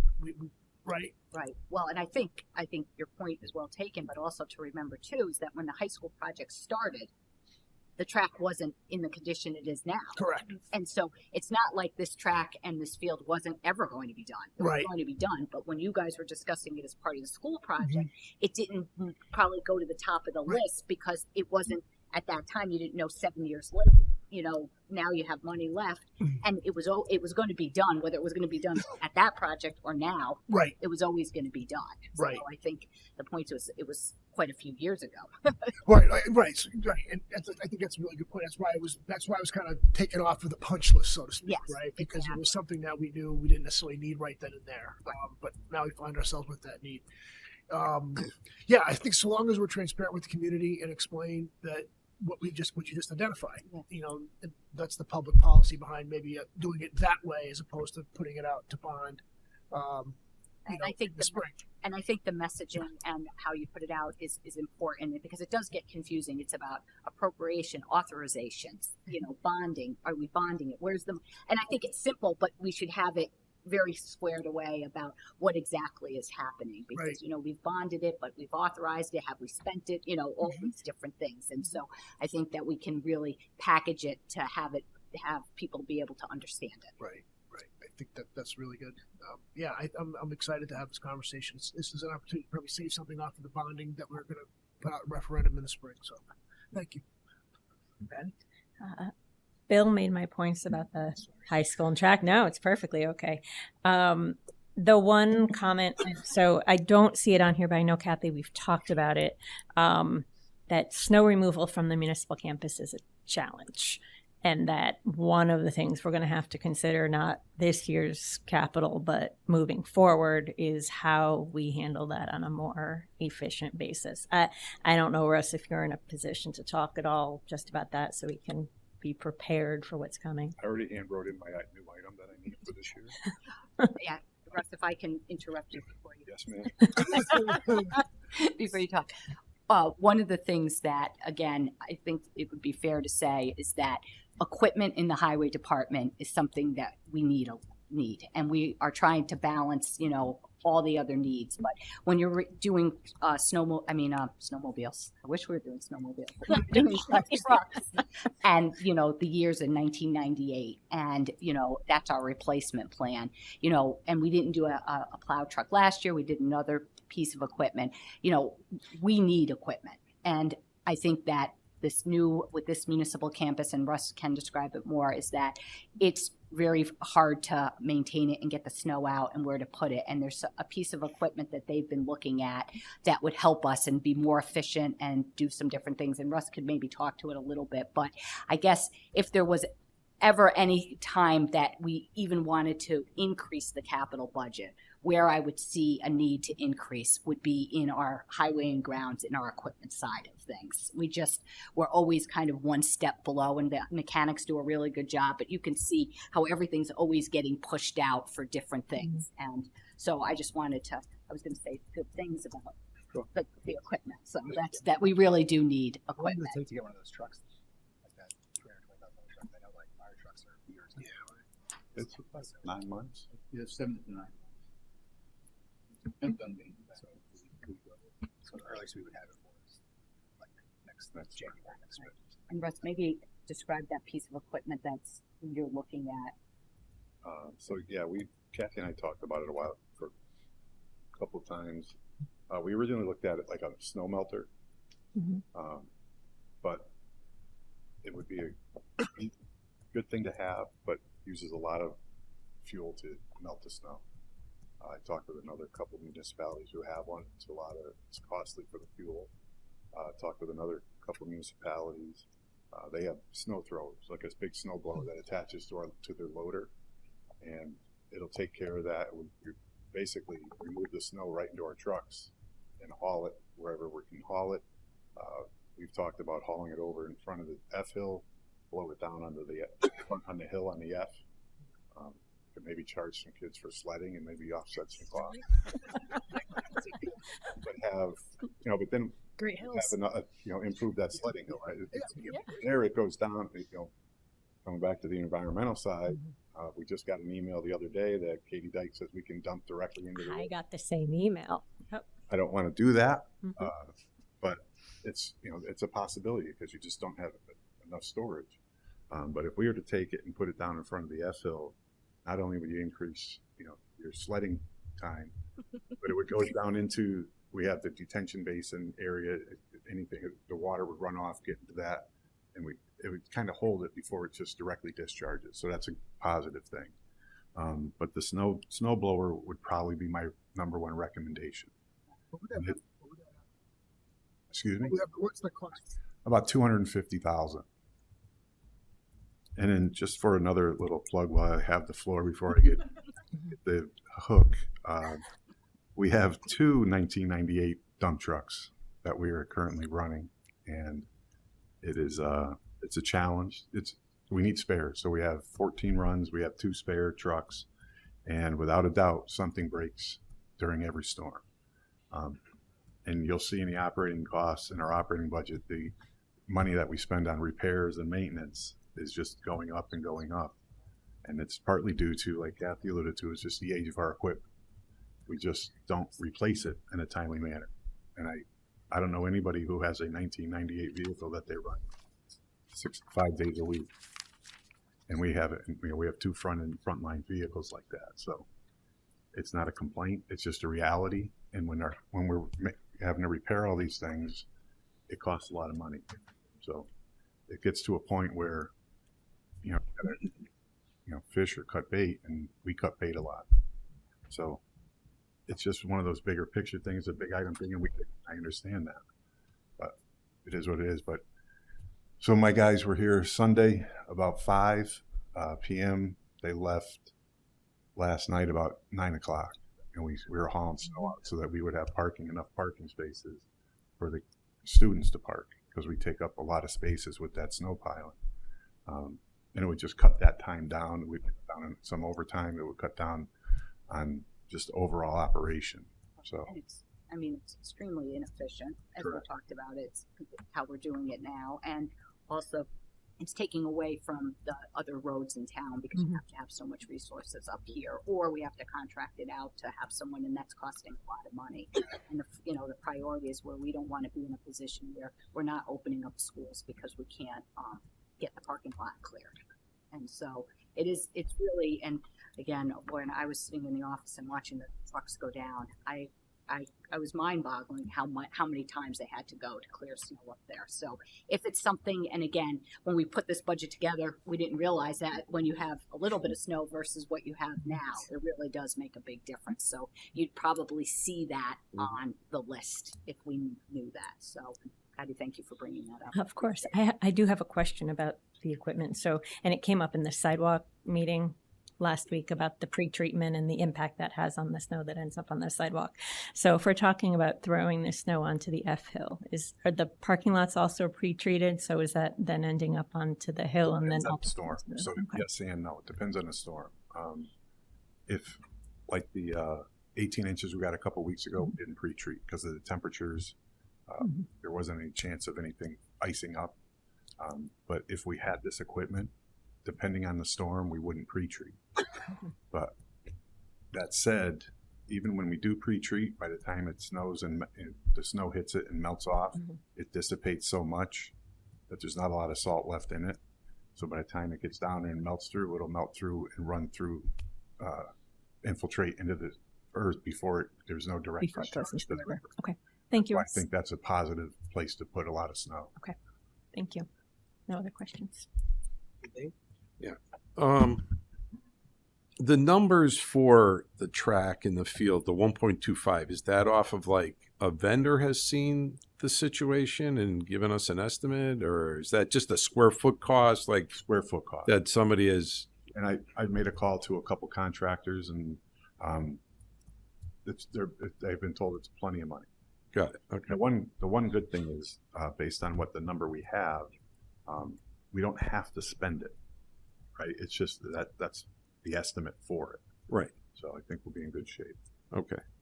And it sounds like, am I right, Joe? Like what Bill had mentioned, we sunset the actual high school project. It has a bow on it. The number is kind of the number, right, for that. And then this comes to the council to then kind of reappropriate for a project that's within the campus of the high school. So by our lawyers, we're in a spot where we can do that. Is that it? Did I gather that information right? Just you're not sunsetting the project, you're sunsetting. Okay. So you relieve the project so that you could, once you close the project, you cannot no longer spend anything that's left. So basically, thanking the committee and you're keeping the project open.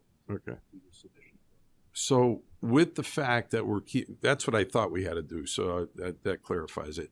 With that said, are we going to be able to move forward, Russ, with like no O&G? Like you're going to do this, you're going to self-perform this out of your office? Correct. Well, we're not going to be carrying those costs, no, right? We're not going to have a project manager from them. No. Right. No. So a number of that administration of the high school project construction goes away. Correct. Okay. The intent would be, I think, and we'll obviously have more discussion about it, but the intent would be, and that's why we didn't want to run it out of the high school project anyway, because you'd have all these extra costs, is that it'd be run through like a capital project that we run our capital projects, which would go through Russ's department. Right. We put it out to bid, put the bid together, put the bid specs together, work with Joe, and put it out to bid on our own and run it just like Kathy says, a regular capital project. Yeah. Okay. Yeah, I mean, I think you answered my questions. I think the only thing I would say, a comment for me would be, it's a balance, right? We need to numbers are balancing, budgets are balanced, you know what I mean? And decisions that are made, whether they're made 20 years ago, we own too, right? Currently we own, like to me, a 30-year-old truck, like to me, seems like it would have been dealt with earlier than 30 years. Well, you know what I mean? I'm saying, but the Farmington way might be we fix everything. We try to get every ounce alive. You know what I mean? Yeah. But so for me, it's still thinking in a balanced way that are we taking these dollars in the most effective way to handle the needs that are identified. You know what I mean? So that's my only comment. I think that the Farmington way, we've gotten much, much better with our capital over, of course, a period of time between, I would say, 10 or 15 years that we've gotten much better. But what happens, though, is that different times is that when the budgets are really tight, this is what we have done typically, is that you lower the capital budget. And even though we have really good maintenance plans and do different things, and these trucks are supposed to last, is that we miss a year or skip a year. And then we start getting behind. But your point is that we haven't been following our plans to the letter over, and even if any town, there's just so much equipment, it's just going to be a balance anyway. All right, thank you. Katie? I just real quick on an outer year, the parks and maintenance building, the 3.6 and 3031, is that a renovation? New building. A new building. Right now we have a metal building, It's next to the highway department to the right. Okay, yeah. and it's really starting to show its age. We've made some minor repairs to it, but it's going to be to the point where it needs to be replaced. And the thought was to build a new structure at the end of the mechanics bay, so it's all attached. The highway department. So if you're facing the highway department on the right-hand side, there's those 3 tall doors. Yep. We'd add this onto the right side of that, take the salt shed, relocate it down to where the parks building is, and get that away. So that's farther away, and then we have more room in between, and that's kind of like the outlier for we need to go there in the summer, and we just leave it where it is, and in the winter we just go down there and load as needed. Thank you. Mm-hmm. Bruce? I think your answers to Dave's questions, I think, mollified me somewhat, but I'm still concerned about the track and field in that, I guess just because we can doesn't mean we should. I mean, we're sitting here, at way above capital target. If it's 2.5%, we're at 3.1. It's a bad look to be doing this on top of all the other spending we're doing. I mean, it seems like, our estimates are high for this. And I really haven't heard that business case is an absolute, necessity, that this needs to be done now, and that these two things have to be done together. It almost sounds like, because we're getting the vendor to do it, a bit of a sales pitch that, these things got to go together. So I am concerned about this one in particular. Yeah, and I think, Bruce, one of the things is that your point is that I think that we have had some discussion, and we put it here to have the discussion about it because we have to talk about it, the project's ending and things like that. And I think that some of your points that when the building committee is done, some of these things where we're going to go through in more detail about, why they're being done together, what happened, and the council have that a much more larger discussion on the topic of this. Okay, I look forward to that. Yeah. So if I may, there was no sales pitch by anybody. I called to confirm the square foot prices. There wasn't any discussion about what do you think? Should we not? This is based on discussions we've had internally about those two projects. Costs exactly the same to do the track? No, absolutely not. It's just here we go to put it in. So they're swags at this point, right? Correct. To a point. The track is not going to be $1.2 million. Hey, we're talking about it. I put the number in. We're good. Placeholders. It's a placeholder. That's all it is. Yeah, just to have discussion purposes, because the track and the track and the field have to be done in the relatively near future. So that's why we wanted to have this discussion, and it was slated to be bonded. But again, I don't think it's a great look to be bonding track in this when we just did a big high school project and go out for another referendum question. People have said, why wouldn't you have done it when you just did the high school? So again, so there's a lot more that has to come with the details of this, Bruce, and the numbers and everything like that. But one of the things that was suggested to me is to bring it up here so that we could have this discussion and seem like this would be the good place to do it. Fair point. Okay. Just to give you a little background on the track, it was originally reconstructed in 06, 05. We redid the surface in 13, 14. So it's about every 10 years that you need to do that. So we're due for that. The turf was put in 14, and we should, at the time we were told you get 15 to 20 years out of it.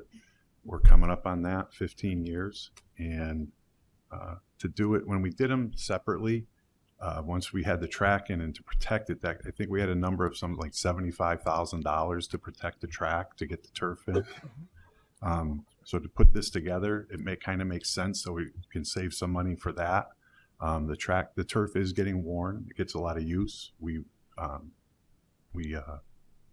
groom it constantly.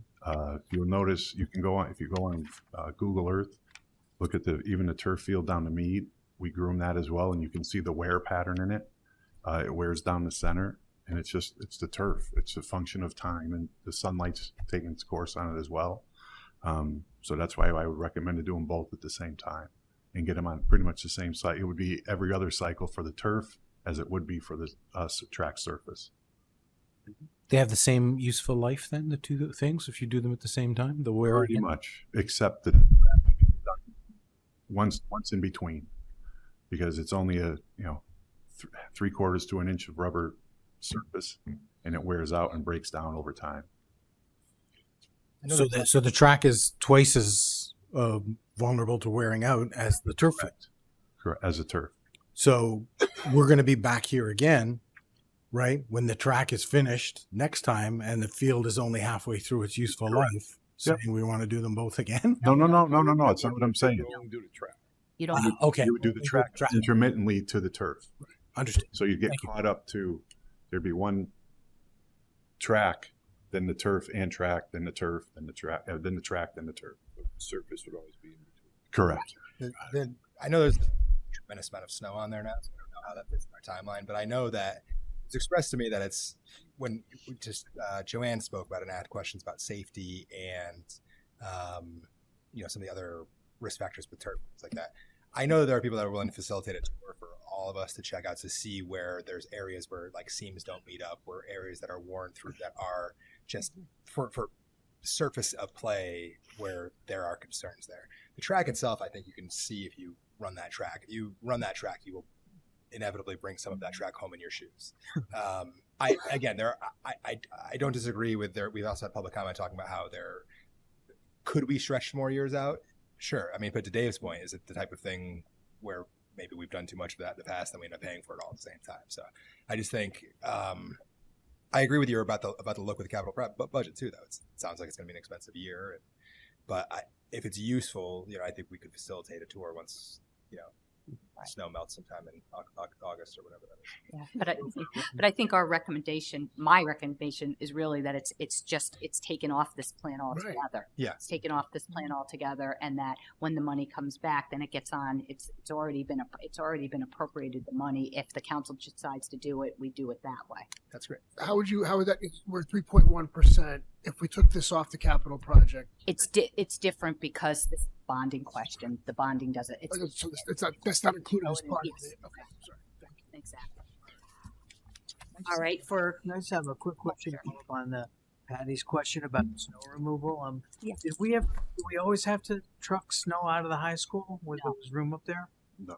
Was there? Now we have to do that. Was there any discussion about snow removal? Yes. Can I answer that? No. No. The way that the high school is built, our zoning rules and different things with pavement, that our Farmington Way here, as you talk about Farmington Way, is that we inherently make it very difficult to maintain. And the way this is built and the islands and the different things, we don't have the room to put the snow that we used to have the room to put the snow. And, when Russ and the staff talked to the building committee, and this is transparent, we've talked about it. There's a lot of things. It's just our rules are that they don't want parking lots to look like just parking lots. Our rules are that they have islands, they have some trees, they look nice, which inherently make them more difficult to maintain. And the way that the system, how it's set up now, there's not the space that there used to be able to move the snow. As Jim Rosebasin had said, the high school was the easiest place to remove snow, has now turned to the hardest place to remove snow. And there were no islands before. I mean, I don't. Yeah, it was kind of like just kind of wide open. High school sits now. You had the fields that you could put the snow there. Yes. Now you have the building and the parking lots and 1928 building and the 900. there's just nowhere to put the snow. Oh, okay, so just down the hills, because we also have that hill that's kind of in front of the high school that goes down to the annex. Right, and that's where we're saying about blowing the snow over. Down there in addition to the F hill. Yeah. Correct. Oh yeah, so we'd hit it around basically. Okay, we would out just back. the F hill. No, not just. We'd hit it along the east side, south side, the north side. It would get blown everywhere, but we'd take whatever we couldn't. We would put it on the front of the F perimeter. Correct. Correct. Okay, no, I was just curious Yep. about that. And I do have to say, there was one time that we had to truck snow out, and it was in 13, that February 13 storm where we got 30 inches.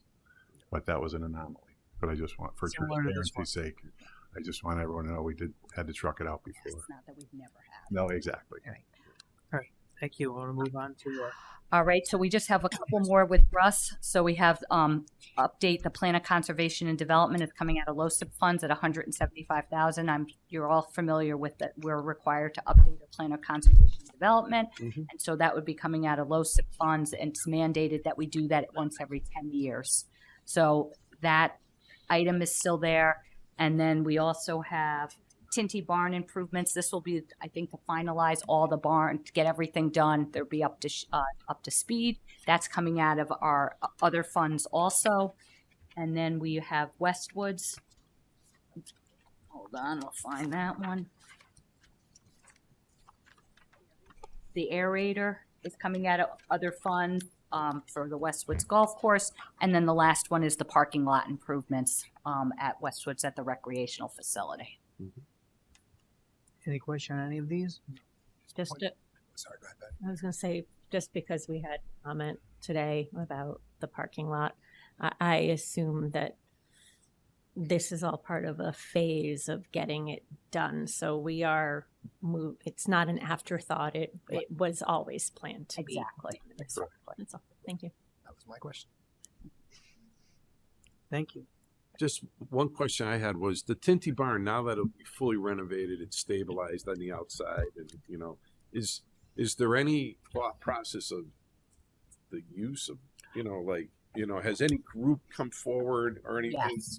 Okay. Yes, and let's talk offline about Okay. that, but there has been some talk, and that's something that I'll be more than happy to talk Yeah, offline. I mean, now that it's, Done. Yeah. The investment has been, okay. Yeah. All right. Else with Russ? Nope. Thank you. Good. Thanks, Russ. Thanks, Russ. Everybody. Yep. Thanks, Russ. Which ones have we talked about? All right, so what's Community services and town manager.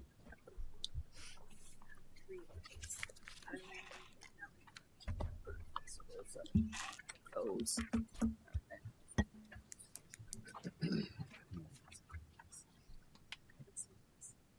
So the next one we have is community services, which are all O's.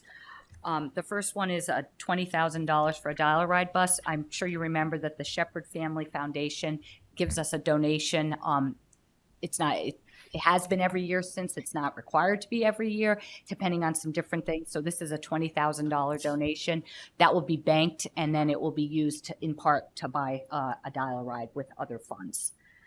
Mountain Road Apartments. On Mountain Road, we own some apartments, and they need some rehab done to them. So that would be, there's 4 apartments there. That would be $75,000. We have some DECD rehab grant funds from way back, and we have looked to work with the state that we could take those grants and reallocate it to these projects. So that would be the Mountain Road Apartments. And also on Town Farm Road, we own the house across the street from the farm.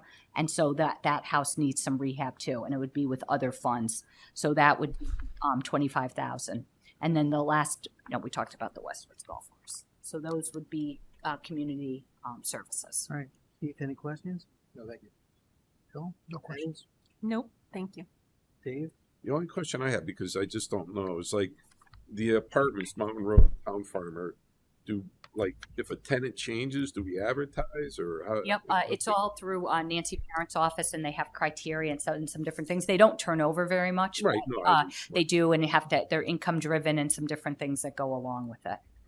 Yep. Nancy does a really good job. This is one of the housing authority things where Yeah. one who'd been living upstairs for years. Yep. And they had the downstairs finally opened up. So and I shot rehabbing, moved her, and everything. There's a lot of care. Okay, Yeah. I just didn't know. Okay. No, and it's just that the outsides need some work and some different things. They both need some work. All right. Right, and then the last. I think Kathy just hit on what I was going to ask, was just the rehab is just around maintenance and updating out exterior stuff. Let me see what Nancy, what did she say for us? I know on the Mountain Road ones, I think the outside, not patios, but the decks need to be done and some different things. Town Farm Road is mainly interior, some work on the interior, like just appliances and different things that we need. Okay. Bruce, anything? No, I'm good. All right, thanks very much for that. Move on to town manager's office. All right, let's see what we got. Let me make sure we've hit all the ones.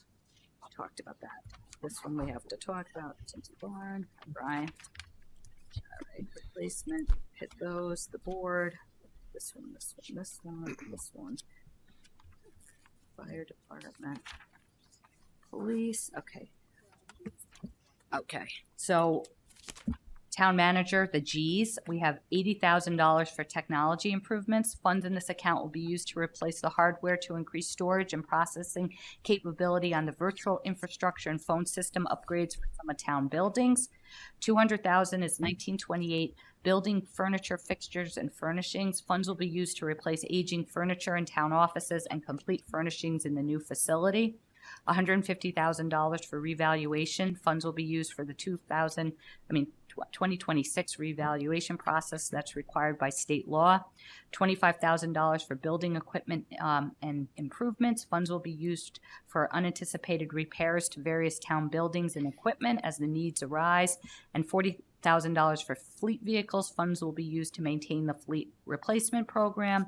And then we are recommending a $7 million bond, and that would be for this building, the town hall annex.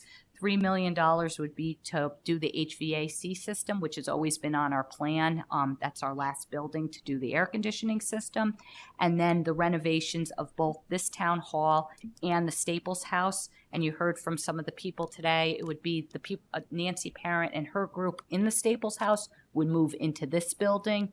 The idea so social services would be here, the food bank would be here, Hope would be here, Unionville Museum would be here, but most of their thoughts would be storage types of things, and of what they want is that. And probate is already here, and they've moved upstairs. We did some basic renovations to the Board of Education space. So these groups have expressed a need for additional space and different things, and so this would be in this building. All right. Bruce, would you like to start the conversation? Sure, thank you. I think we might want to bump up our technology improvement budget a little bit with our in keeping with our strategic plan with the web upgrade and the .gov conversion.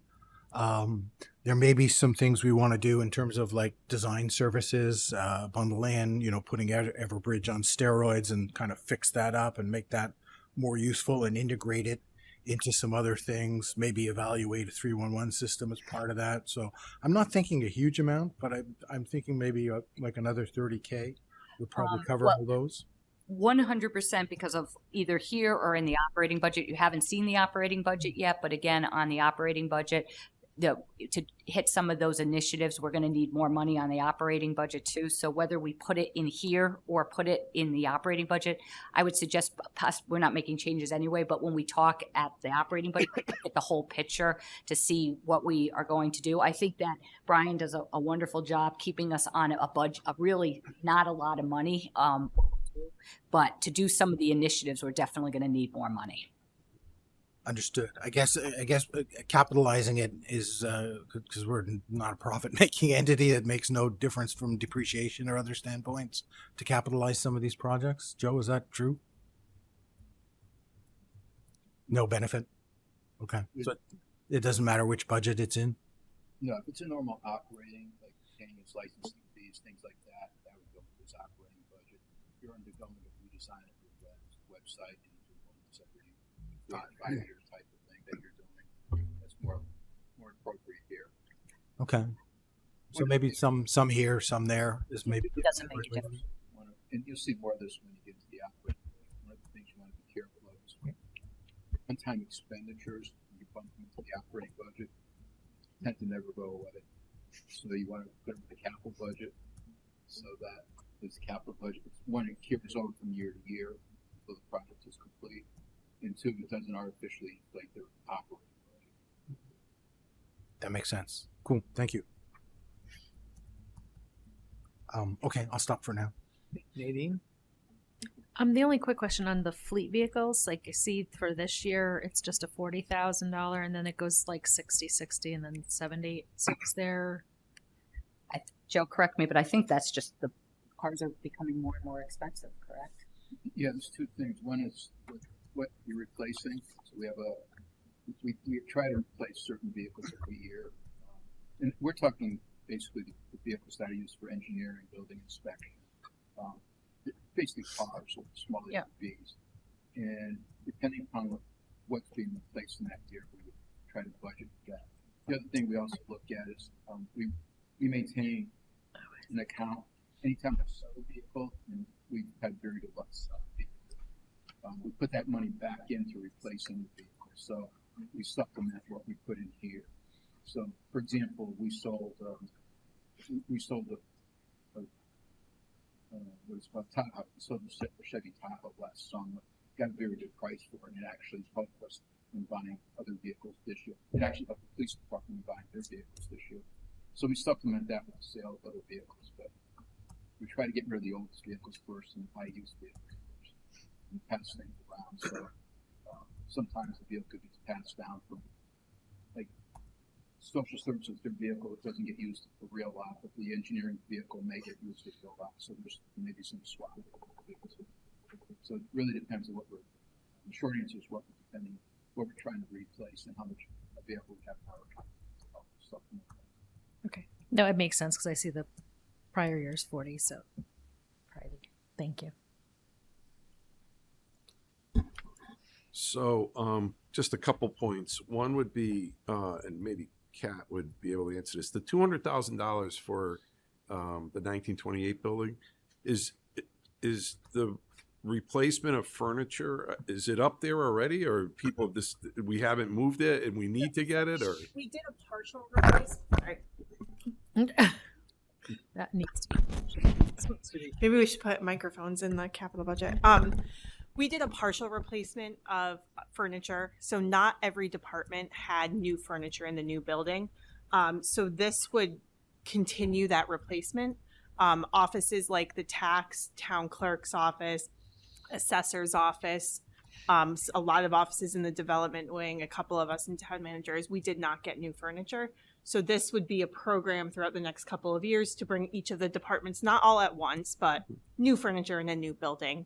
The furniture we have it works, but it would be nice to have all of those. Department Finance will not have, they'll be bringing up their furniture when they move on Thursday. So this just continues that Okay. program.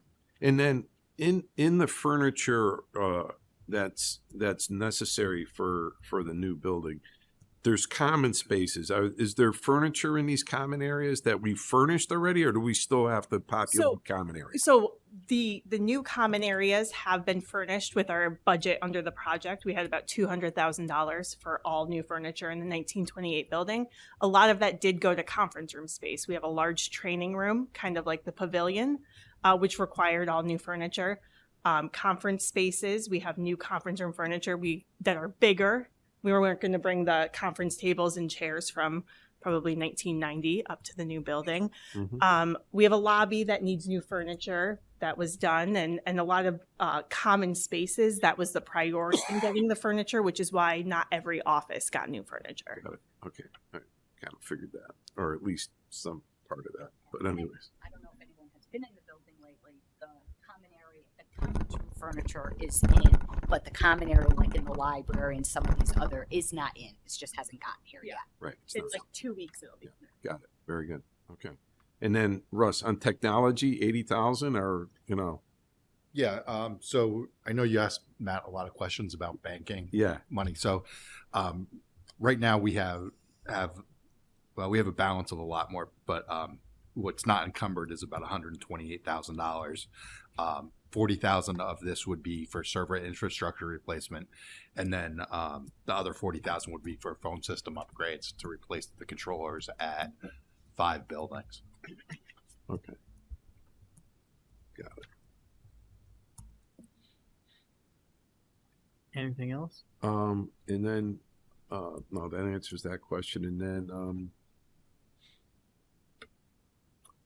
so we heard some really good stuff tonight in town hall improvements, the existing town hall improvements. So you brought them out, you've asked them, they came, they talked, they, and they made great cases, right? We're blessed with a lot of volunteers who are robustly in these areas, and and we want to make sure that we capitalize our talent and our volunteerism that we have, without a doubt. The 7 million, I guess, and 3 million for HVAC. Now, do we have the schematics of town hall already, like, kind of mapped out? Like, how were you able to bring these people and kind of assign?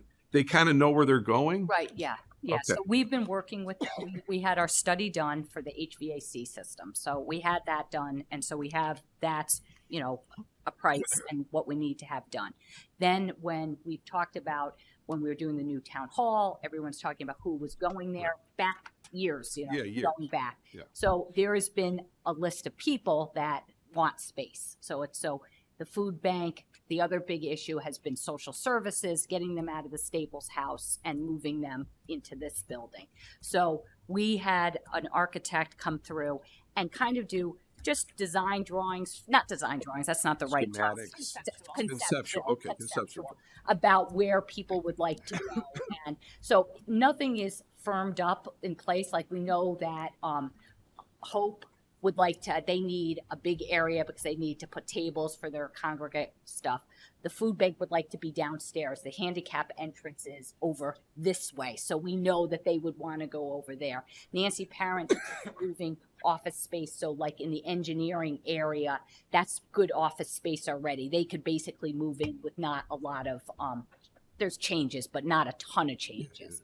So I've met with all of them and talked about it. And then the architect has met with all of them to see what their needs are. And so, like, different things, I mean, a level of, not a huge level of discussion, but like the food pantry uses refrigerators. Can they share refrigerators with the Hope partners? Mhm. So some of using like Some adjacencies, how do you use adjacencies and leverage? so we've been working with different people like that. I mean, this can be done in different ways. I mean, you talk about the Farmington way and different things. You got to fix the air conditioning system if people are going to live in this building. So that's the one thing. So that's been planned. You could very much, if you didn't want to put another bond in, you could do section by section and put it in the capital and renovate a section of the building and have that group move in and do it and take 5 to 7 years to get everyone in. I think there's a need. I think there's enthusiasm. I think that there's a social services with food bank, with Hope is nice partnerships for everything. I think with our cultural district that's been running, they are really it's just been going great. So them going to the Staples house, they've toured around all over trying to find a spot. And again, the Staples house seems like a great place to do it. And we don't want vacant buildings, right? That type of thing. Right. So that's kind of been the process. But like, I've spoke with all of them and said, listen, this is conceptually, it was, they came to us, we want space. Then it was conceptually to them, does this space work for you? Yes. Do you understand this is who's going to be in it? And there's a process that has to take place. We may say that you're here, but you may have to go here. But in general, there seemed like there was a lot of enthusiasm to come here and have this be the whole campus. So I hear you, Yep. and I think you're right. I mean, I think this building lends itself, like, with the fact that we have these groups, and these groups have already kind of already thought through a little bit where they would be, and even like the food pantry is like, we don't have to have an elevator like we have, currently, and so forth. We can come in on the ground level. So my bigger question is there's a number of groups that are going to coexist, right? Yep. And to me, I just wonder if we did a plan, if we finalized the plan and the planning over a year's time, and really understood where people are going to land in their adjacencies. Just for two reasons. One reason would be, obviously, whatever we do in the HVAC has got to finally come down and go through diffusers and returns, and there's no reason to like do the HVAC without really knowing how the floor plans shake out, right? And what the user groups need for comfort level. That's number one. The second thing is, do we envision having any staff here during the day? Like, you got all these users, people coming and going. Like, do we have a need for somebody at a front desk now? Or I mean, we can't find these things out later. No. You know what I mean? Because I think if we go, so it's a fine line. There's a lot of energy. There's a lot of good energy. And I think this thing could really pay dividends. I totally agree with everything that was said in the first half of this meeting. For me, though, it's bringing all these groups together, and they, there'll be a rhythm to this building and so forth. The users as they come and go, and we just don't want to find like we need 2 new staff members because some people that are going to the food pantry end up, somewhere else in the, you know what I mean? Yeah. And so I just want to make sure we really, as much as we can, have a comfort level of understanding how that all comes together. Right. I think it's it's just, for me, it just sits there as a thought that, really dogging those details out is like pretty important. Yeah, I think I don't necessarily disagree with your comments. I think it's a very fine line about how to do it, meaning that, we're looking kind of on the financial forecast, when we're going to bond it. We have different things coming up in the next bonding cycle and stuff like that, that if we wanted to put money in, a higher amount of money in architectural things and hammer out some of these things with the thought that the bond would go next year. Again, it's strategies of hoops with the council, what you want to do. It's a reval year. I think that it's not that complicated what we want to do. So again, and I think our whole understanding with this group of people were that there's a level of flexibility, and we're going to work through that. And part of the bonding is going to have the art. The thought would be, it would go out to referendum. A part of that, we'd start the design and go through this whole process to get all that together. Okay. Again, but it's neither here. It's a hard decision. Okay. You've kind of rounded it out. And Go it's ahead. not that the work hasn't been done already. I believe it was 2 years ago the council did put money in for this study. Right. The study. For the No, ENX. right. So the work, the groundwork has been started, and we did those conceptual designs. The architect met with each of these, so we can see those synergies and who goes where. So the groundwork has been started on that. Right. And then we have been talking again about the entrance ways and different things. You have probate and going through and certain things, but you say about having a receptionist, but it may be something where now these back doors are locked in the new scenario because people are going to be coming through, and you have signage, and you're almost like, if you're in the food bank, you're coming back here and this is your area. But again, it's a big building, and do we do something where you now have a technology, a big TV in the front of the reception area that shows the different things. So that level of detail has not been worked out, but I will say that it's never been the intent that this town hall would now have a receptionist and different things like that. Right. Okay. Dave asked most of my questions, I think, on the town hall improvements. The annex study, can we get a copy of that? Yeah, sure. Just remember it says big draft. Yes, I know it's draft. It just helps to conceptualize it, because I think every time we've gone to the town, well, maybe not every time, but I can think of when we've gone to the town on some of our big projects, we've had a better concept or schematic already prepared. So it's hard to figure out what we're asking the town to vote for if we don't really. I think have again, it like yet. the schematics are. I don't disagree. I don't Yep. disagree, but it would be something that we'd start looking at. It's really about, we're renovating the town hall to this town hall, and these are the people that are moving into the town hall to use that space, right? I think that would be kind of what we would be looking at. Yeah, I'd just like to see what we already have. Yeah, we definitely can get a copy of that, and I'll make sure we have an updated one because we've moved people around. And right. One got the plan, not that they didn't get, they got it from someone, and it was the wrong spot, and then we, people got upset about that. So I want to make sure that it's really Russ was looking for his corner office. I know. Right. Really, we're flexible. We really just want to make sure that people wanted to move in, that they wanted to come, and the space was good for them. And the proposed 7 million, so it's the 3 million HVAC. Does the remainder 4 million, is it both this building and Staples? Yes. Okay. Yeah. And presumably then anything that would be done for Staples, we'll have to bring it all into ADA compliance, and because that stairway is steep and scary. Okay.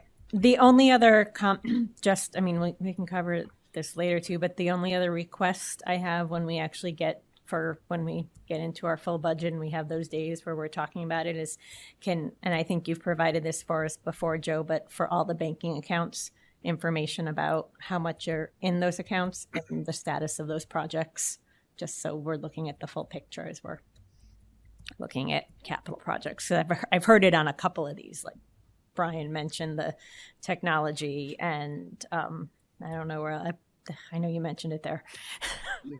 We actually have very few banking accounts. Right. Outside.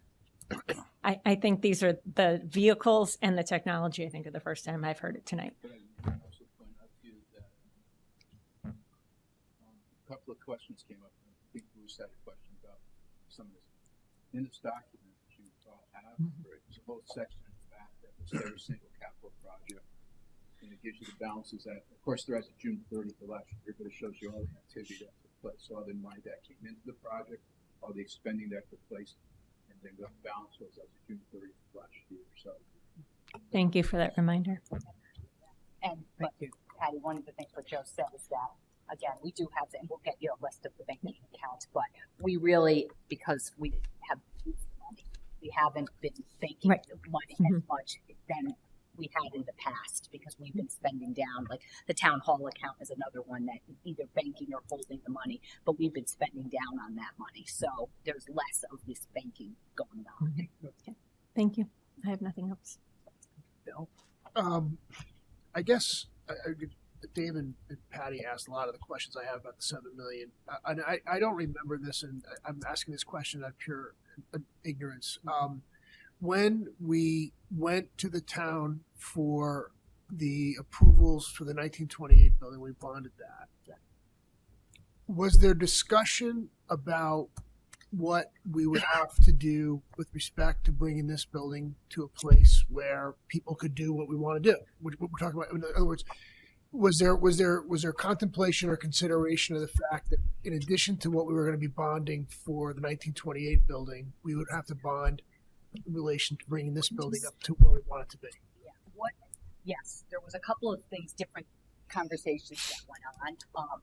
If you look in the capital, it was done that it was more that it would be the 375,500, and we piecemeal it together. Okay. But as things started to go, and that's why we had the study done, is that we really got it wasn't us going to them about it, it's people coming to us about this. I see what you're saying. You know what I mean? So if no one had come or no one expressed that they had the need for any of the space, I think we'd renovate section. We'd get the social service department first, because I think we'd like them out of the Staples house because of ADA and that type. So they would come, and that was $500,000. But then all of a sudden now the Hope, and they came to us, and also Hope because our senior center's crowded. And so it helps the senior center. And then all of a sudden the food pantry had all sorts of problems, not problems, wrong word, all sorts of situations with their space. And then they're like, is there space available? So then they came. So now all of a sudden we had this money and saying, listen, maybe it's time to do it all at the same time. It has great synergies, and we do a bond question. Okay. And that's how it really just kind of. That's how you got to where you are right now. It wasn't necessarily thought of. So in other words, you weren't necessarily thinking we were going to bond it. We were like, we'll just build it out as normal capital. Right. But there became a critical mass in the community of various stakeholders that wanted the space. They understood the space was available. And that kind of pushed you to a place where you're like, well, maybe we should rethink how we do it. Right. And what also drove us is that there's no question that the HVAC at 3.5 Right, million right. had to That be goes done. away, right. So we were going to do that because you No matter couldn't have Staples House come in. So that was always thought to be Mhm. bonded. Mhm. So now all of a sudden you have, and now you have all this need. We said instead of doing 3.5 now and then piecemeal it, why don't we just put it all together, get it done? Okay. That's And so would the bonding question be framed on the ballot as including the various stakeholders that would be coming in to use the building? In other words, is that something that would be, so in other words, if we're going to bring this to the community to ask them to pass on it, right? I just want to make sure we're sending the message that people understand exactly what's happening here. Yeah, and again, I'm not sure if we can. So the question itself, the bond resolution itself, the bond resolution got some of that in. Okay. The question itself would not. The explanatory text would deal with all of that. Okay. Thanks. And I think that explanatory text is an important aspect. It absolutely is. No, I absolutely agree. It gives context. It gives complete context to the question. Right. Absolutely. Right.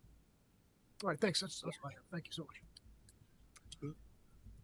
Not a question, just a comment. I think it's great. I think everybody should come into this building. I think, having buildings be used is awesome. I think given the need for the AC and the cost that we've seen, sounds like everybody's getting new AC everywhere. I personally would be more in favor of getting everybody in here, but slow rolling it, not purposefully, but just thoughtfully planning out where everyone's going to go. Highest priority. If there's somebody in the community, the food pantry's paying rent, right? So I don't know if other people are paying rent in their spaces, but maybe like where we can start to, help people out in those ways, and we come up with our priority list and we renovate piece by piece, as opposed to, I just think $7 million is a big chunk coming off of 16 for 1928, a high school project and whatever else. If that then makes the project cost double because we're doing it over the course of 5 years, obviously that would be stupid. But if there's a way of exploring that, and if they're Unionville Museum, maybe I'm just pulling stuff out, just an example. Like, so Unionville Museum wants to come over here. Maybe they don't need to be fitted out to have the storage spaces they need right away. You know what I mean? So maybe if we brought over Nancy Parent's group and we were able to fit that out, maybe Unionville Museum is still able to get some use out. Maybe the food pantry is able to fit out some things and get things going without having a full rebuild. And so I think having those conversations would be useful if that's possible. Yeah. And yeah, I don't disagree. And we're just trying to have different things. It's just a question of if you're putting the air, if you're gonna just do an air conditioning system and then do it like maybe the way you've described it.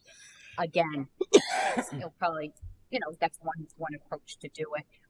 Again, to Dave's point, the Farmington way, you wonder if we'll ever get the building done. Yeah, and again, that's an issue too. But, But are we in Farmington Way 1.0 now? Is that what yes. Yeah, if there's, if it's, everybody knows, fitting this out, if we had done this all 7 years ago, would have not been $3 million. So I know everything just gets more and more expensive and so forth. But it does seem like a big chunk, and I could understand why there could be a feeling in the community of like, well, I thought we spent the money at town hall, the municipal campus. I thought we were good now. Yeah. And so you just, you don't want to keep on sort of moving the goalpost. Not that I don't think that's what's happening, but I could understand if somebody had that concern.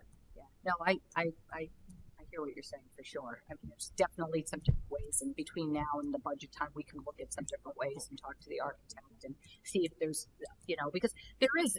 I mean, unfortunately, even just doing the probate, the board space is the nicest office space. It was recently renovated, but that still costs quite a bit of money to get people, to move the people in. But that's basic office space, So you're doing kitchens and some different things for, not full kitchens, but you know what I mean. No, I understand. It's different space and. But like social services, maybe something again, you can move in with some basic changes to the engineering area and that type of thing. Does the food pantry get like a walk-in refrigerator, or they're getting? I think they have a number of larger refrigerators right now. This was all vetted by the architect too. In the study, you see their notes of what they currently have, what they currently need. I mean, they're not like one that we have up in the break room now, but I think they have a number of them as well. Yeah, there's just things like that may. That's what I assumed. I assumed they had a bunch of refrigerators, but even those operations of like the amount of heat that each one of those compressors is going to discharge versus and electricity each one of those is going to use, it might make sense to kind of explore out like maybe they do get a more expensive thing up front that actually will save us money and efficiencies down the road. Whatever else. So just thoughts. We'll try to vet some more things. I mean, again, it's never really been discussed that it would be, if the groups know that there's space and we're working towards it. And I mean, it's not happening overnight regardless. Yeah, it's going to take some time to get everything together. And, but it's, I get it. It's a lot of stuff. Yeah, I just don't know if it's possible to say, like, if it is possible to say, like, we're offering you the space, we're offering you the remodel, like, the space is yours now. The remodel comes in 2028. I don't know if that's right. Not wise. I haven't heard anybody say that it absolutely cannot work for them now as is. Right. I don't want to enhance it, make it a good experience for them, but if they can, I think Keith's point's really well taken.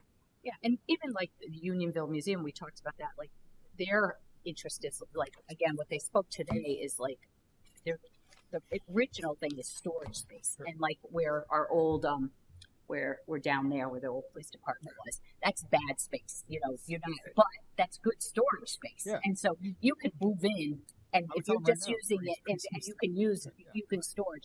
Now, if you're going to have exhibits and people coming, that's a whole different thing. But for people to just move their stuff in that space for storage space, that's one. We can do that. That's not a huge leap. Yeah, cool. So Russ, is this a hub now is the hub up there? Brian. I mean, yeah, what am I saying? That's all right. Because it's been a long night. Brian, I'm so sorry. But like, is the server, are they all up there now? Most of our servers are still here. So when the high school was torn down, we moved the high school servers and network equipment. We moved most of that down into the server room that's down here.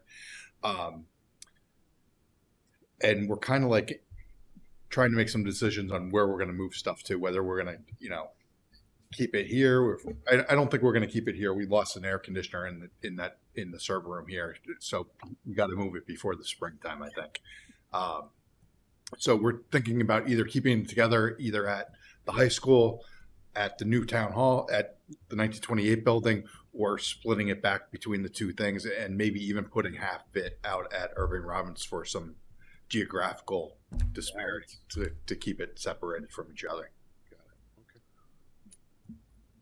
Kathy, can I make one on the town manager's budget? Can you start referring to the town hall annex as the town hall annex instead of town hall? In terms of like that $7 million bonding question, because it's so I think it's right here. Oh yeah, just change the reference. Yes, absolutely. Thank you. Got it. Just going back to that, though, something just again collectively to think about, though, is that if we're doing it in a different way, there's different ways. But are we thinking about the HVAC? Because you're not keep that in. Yeah. The way I was just do it. you guys all, I would keep that chunk in. Right. And like I said, I could be completely wrong, but if it made sense cost wise, I would put it as we're going to do the HVAC now. We're welcoming any of these new tenants. We want all the tenants in this building. You are welcome to come in tomorrow, but your build out is set for X date, and Nancy's the priority right now, then she would get that. And then I think you start looking at who's paying money to be where they are, if there's going to be a savings of being in here. And then obviously then just space needs like I think Hope has to be up there given the the huge reach that they have, and so and everybody has great needs. So I certainly don't want to come across as anti any of these groups. I just think. I think going back to maybe what Dave said is that if the HVAC, it's going to be easier to repair that and do that when no one's in the building anyway. So that's one positive. But again, and people have said it, I've said it again, it was very fine line is that maybe we put a little bit of money in the capital to have the architect go further, because even these groups, have been saying, am I going here? How is it going to work? That's and a good idea. And so you say, we're going to get the HVAC done. We'll put that as a bond, get some money to do more of an architect study where we actually know where people would be. And then we decide collectively later, does that go out as another bond because you want to do it all at once? Or we know what the cost is approximately, and it's $500,000 a year, and you move people in like that, something like that. And again, we want to get them in here, want to get them in this building, but all of these people have the thing that's so great about all these organizations that they've made the most of what they have, and I think we are still offering something better. Oh, yeah, no, 100%. No, and I think we'd stay on a plan. I think back to you. I don't think we're leaving anybody behind. You know what I mean? It's just the time thing might have grown a little bit, but nobody's gonna be lost in the no. And again, I think I've said it, but the reason why is that when we're doing the bond, it seemed to, if we were going to try to do it all at the same time, it would be cost efficient but it's expensive, and so there's different other ways to do it.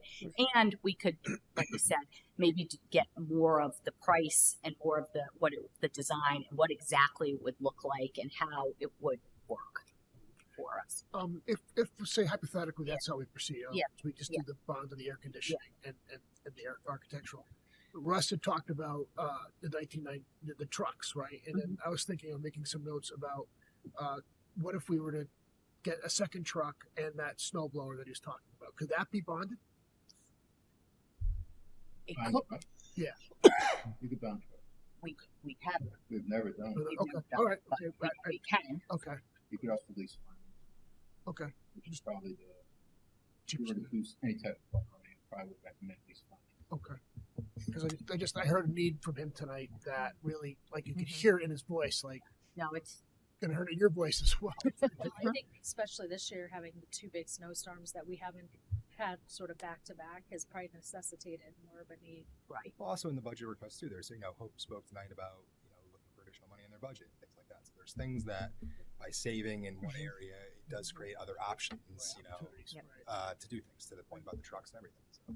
And I think again, as if you're doing the HVAC, I think you've shown the community, because if you're doing that, you're going to put people in this building. Right. So if you're not going to do the HVAC, then I'd be more concerned that the groups would be upset by it. But I think showing that you are renovating this building with the HVAC with the thought that you're going to be putting people into the building, I think is showing commitment. Yeah, it'll keep the enthusiasm up. Going, yeah. They'll be more patient. Do we need the build out before we do the AC, so we know how we're distributing the AC, or is that a thing or not a thing? No, I mean, I think if you have some good conceptual plans, and you have areas that are designated who's going where, I think you're in a pretty, because you can, at that point, you can kind of get occupant loads. And with the groups and the conceptual we have, the building would basically be fully.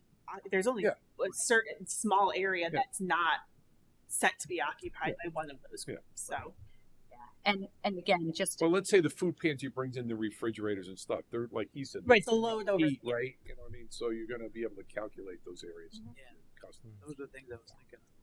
All right, so we'll look heading in more of that direction, just so we can have more information, but then we can discuss it. Has there been a discussion of a fee or rental structure? Because I heard tonight that some folks were, spending money for renting space, so it's not. They have asked if we would be charging people to be in here. Yeah. I have said that it's a policy decision. I don't know. We typically probably would not be doing that, but that's not. I don't know. You guys haven't had that discussion. We don't. Any of the groups. I mean, I'm not speaking for anybody here, but any of the people that presented here, it doesn't mean that we would have a policy that we never rented space at town hall. But for the people that spoke and are looking to come in, I mean, you're talking about the museum, like senior center. We don't charge Hope Park. Yeah, I was going to say we don't charge Hope now, so I didn't think we'd start. It's the food pantry. I didn't really think that you would. I mean, so I just wanted to ask. When you're running that many volunteers. Yeah. Just a quick question on that. For the art Yeah. folks, where are they currently? I don't think they have a spot. They don't even have a spot. No. So I'm thinking they could ultimately, with the Staple House, that could be a revenue generator. Right. Because I remember back in the day when it was the Guild. Yeah, and I think Mrs. Gorman. I think if we didn't touch Staples House right away, then we don't have to do anything, right? It's like, but like once you start renovating, then you have to do Yes. everything. So it's like, again, one of those things where you say like, we love the idea for the space. Please come use a Staples House. This is what you have right now. Yeah. But eventually it could be this or whatever it is. And it's, you know, they're starting somewhere. They're starting better than they were yesterday. You know what I mean? Like, Yeah, because again, like you said, I'm not sure that we have any problem if people will go into the space that's not renovated. no, I don't know. Right. You know, No, I think, you know, you take an art guild, they're going to just, you know, Yeah. give me some rooms, give me some Right. structure, you know. and I think that they didn't mention it today, but I think there's some thought that they want to apply for some grants and some different things too for that, because I think there's a niche for that. Yeah, I grants and think that they would be thrilled to get that space as is. I don't want to speak for anybody. I've only had very limited conversations with them, but I think they're just looking for a home. Just stuck. Nice. Right. Nice. Nice And space. like I said, again, like the food pantry and things like that. I mean, I have no idea if they can take their refrigerators and plug them in here in one of the rooms and Depends on and run. depends on how You know, many you have. again, my Not in, point is, not in Brian's server room. yeah, right. Other than that, what I'm saying, could they move in if they felt They might need or electric. They might need electric. They might need whatever to get. or but if they just need extra space before it gets renovated, they could use it. I gotta imagine if they're plugged into the basement of a church, it's gonna work here. But Yeah. No, they just need dedicated circuits. I'm at First Church, so we just gave them dedicated circuits for their specifications. yeah, it's just a regular 200 amp service. They're on. Yeah. All right. All right. Do we have any other discussion? Do we have a motion? I'm set. Thank All you. right. I make a motion to adjourn tonight's town council meeting. 10:20. There you go. Second. All right, all in favor? Aye. Aye.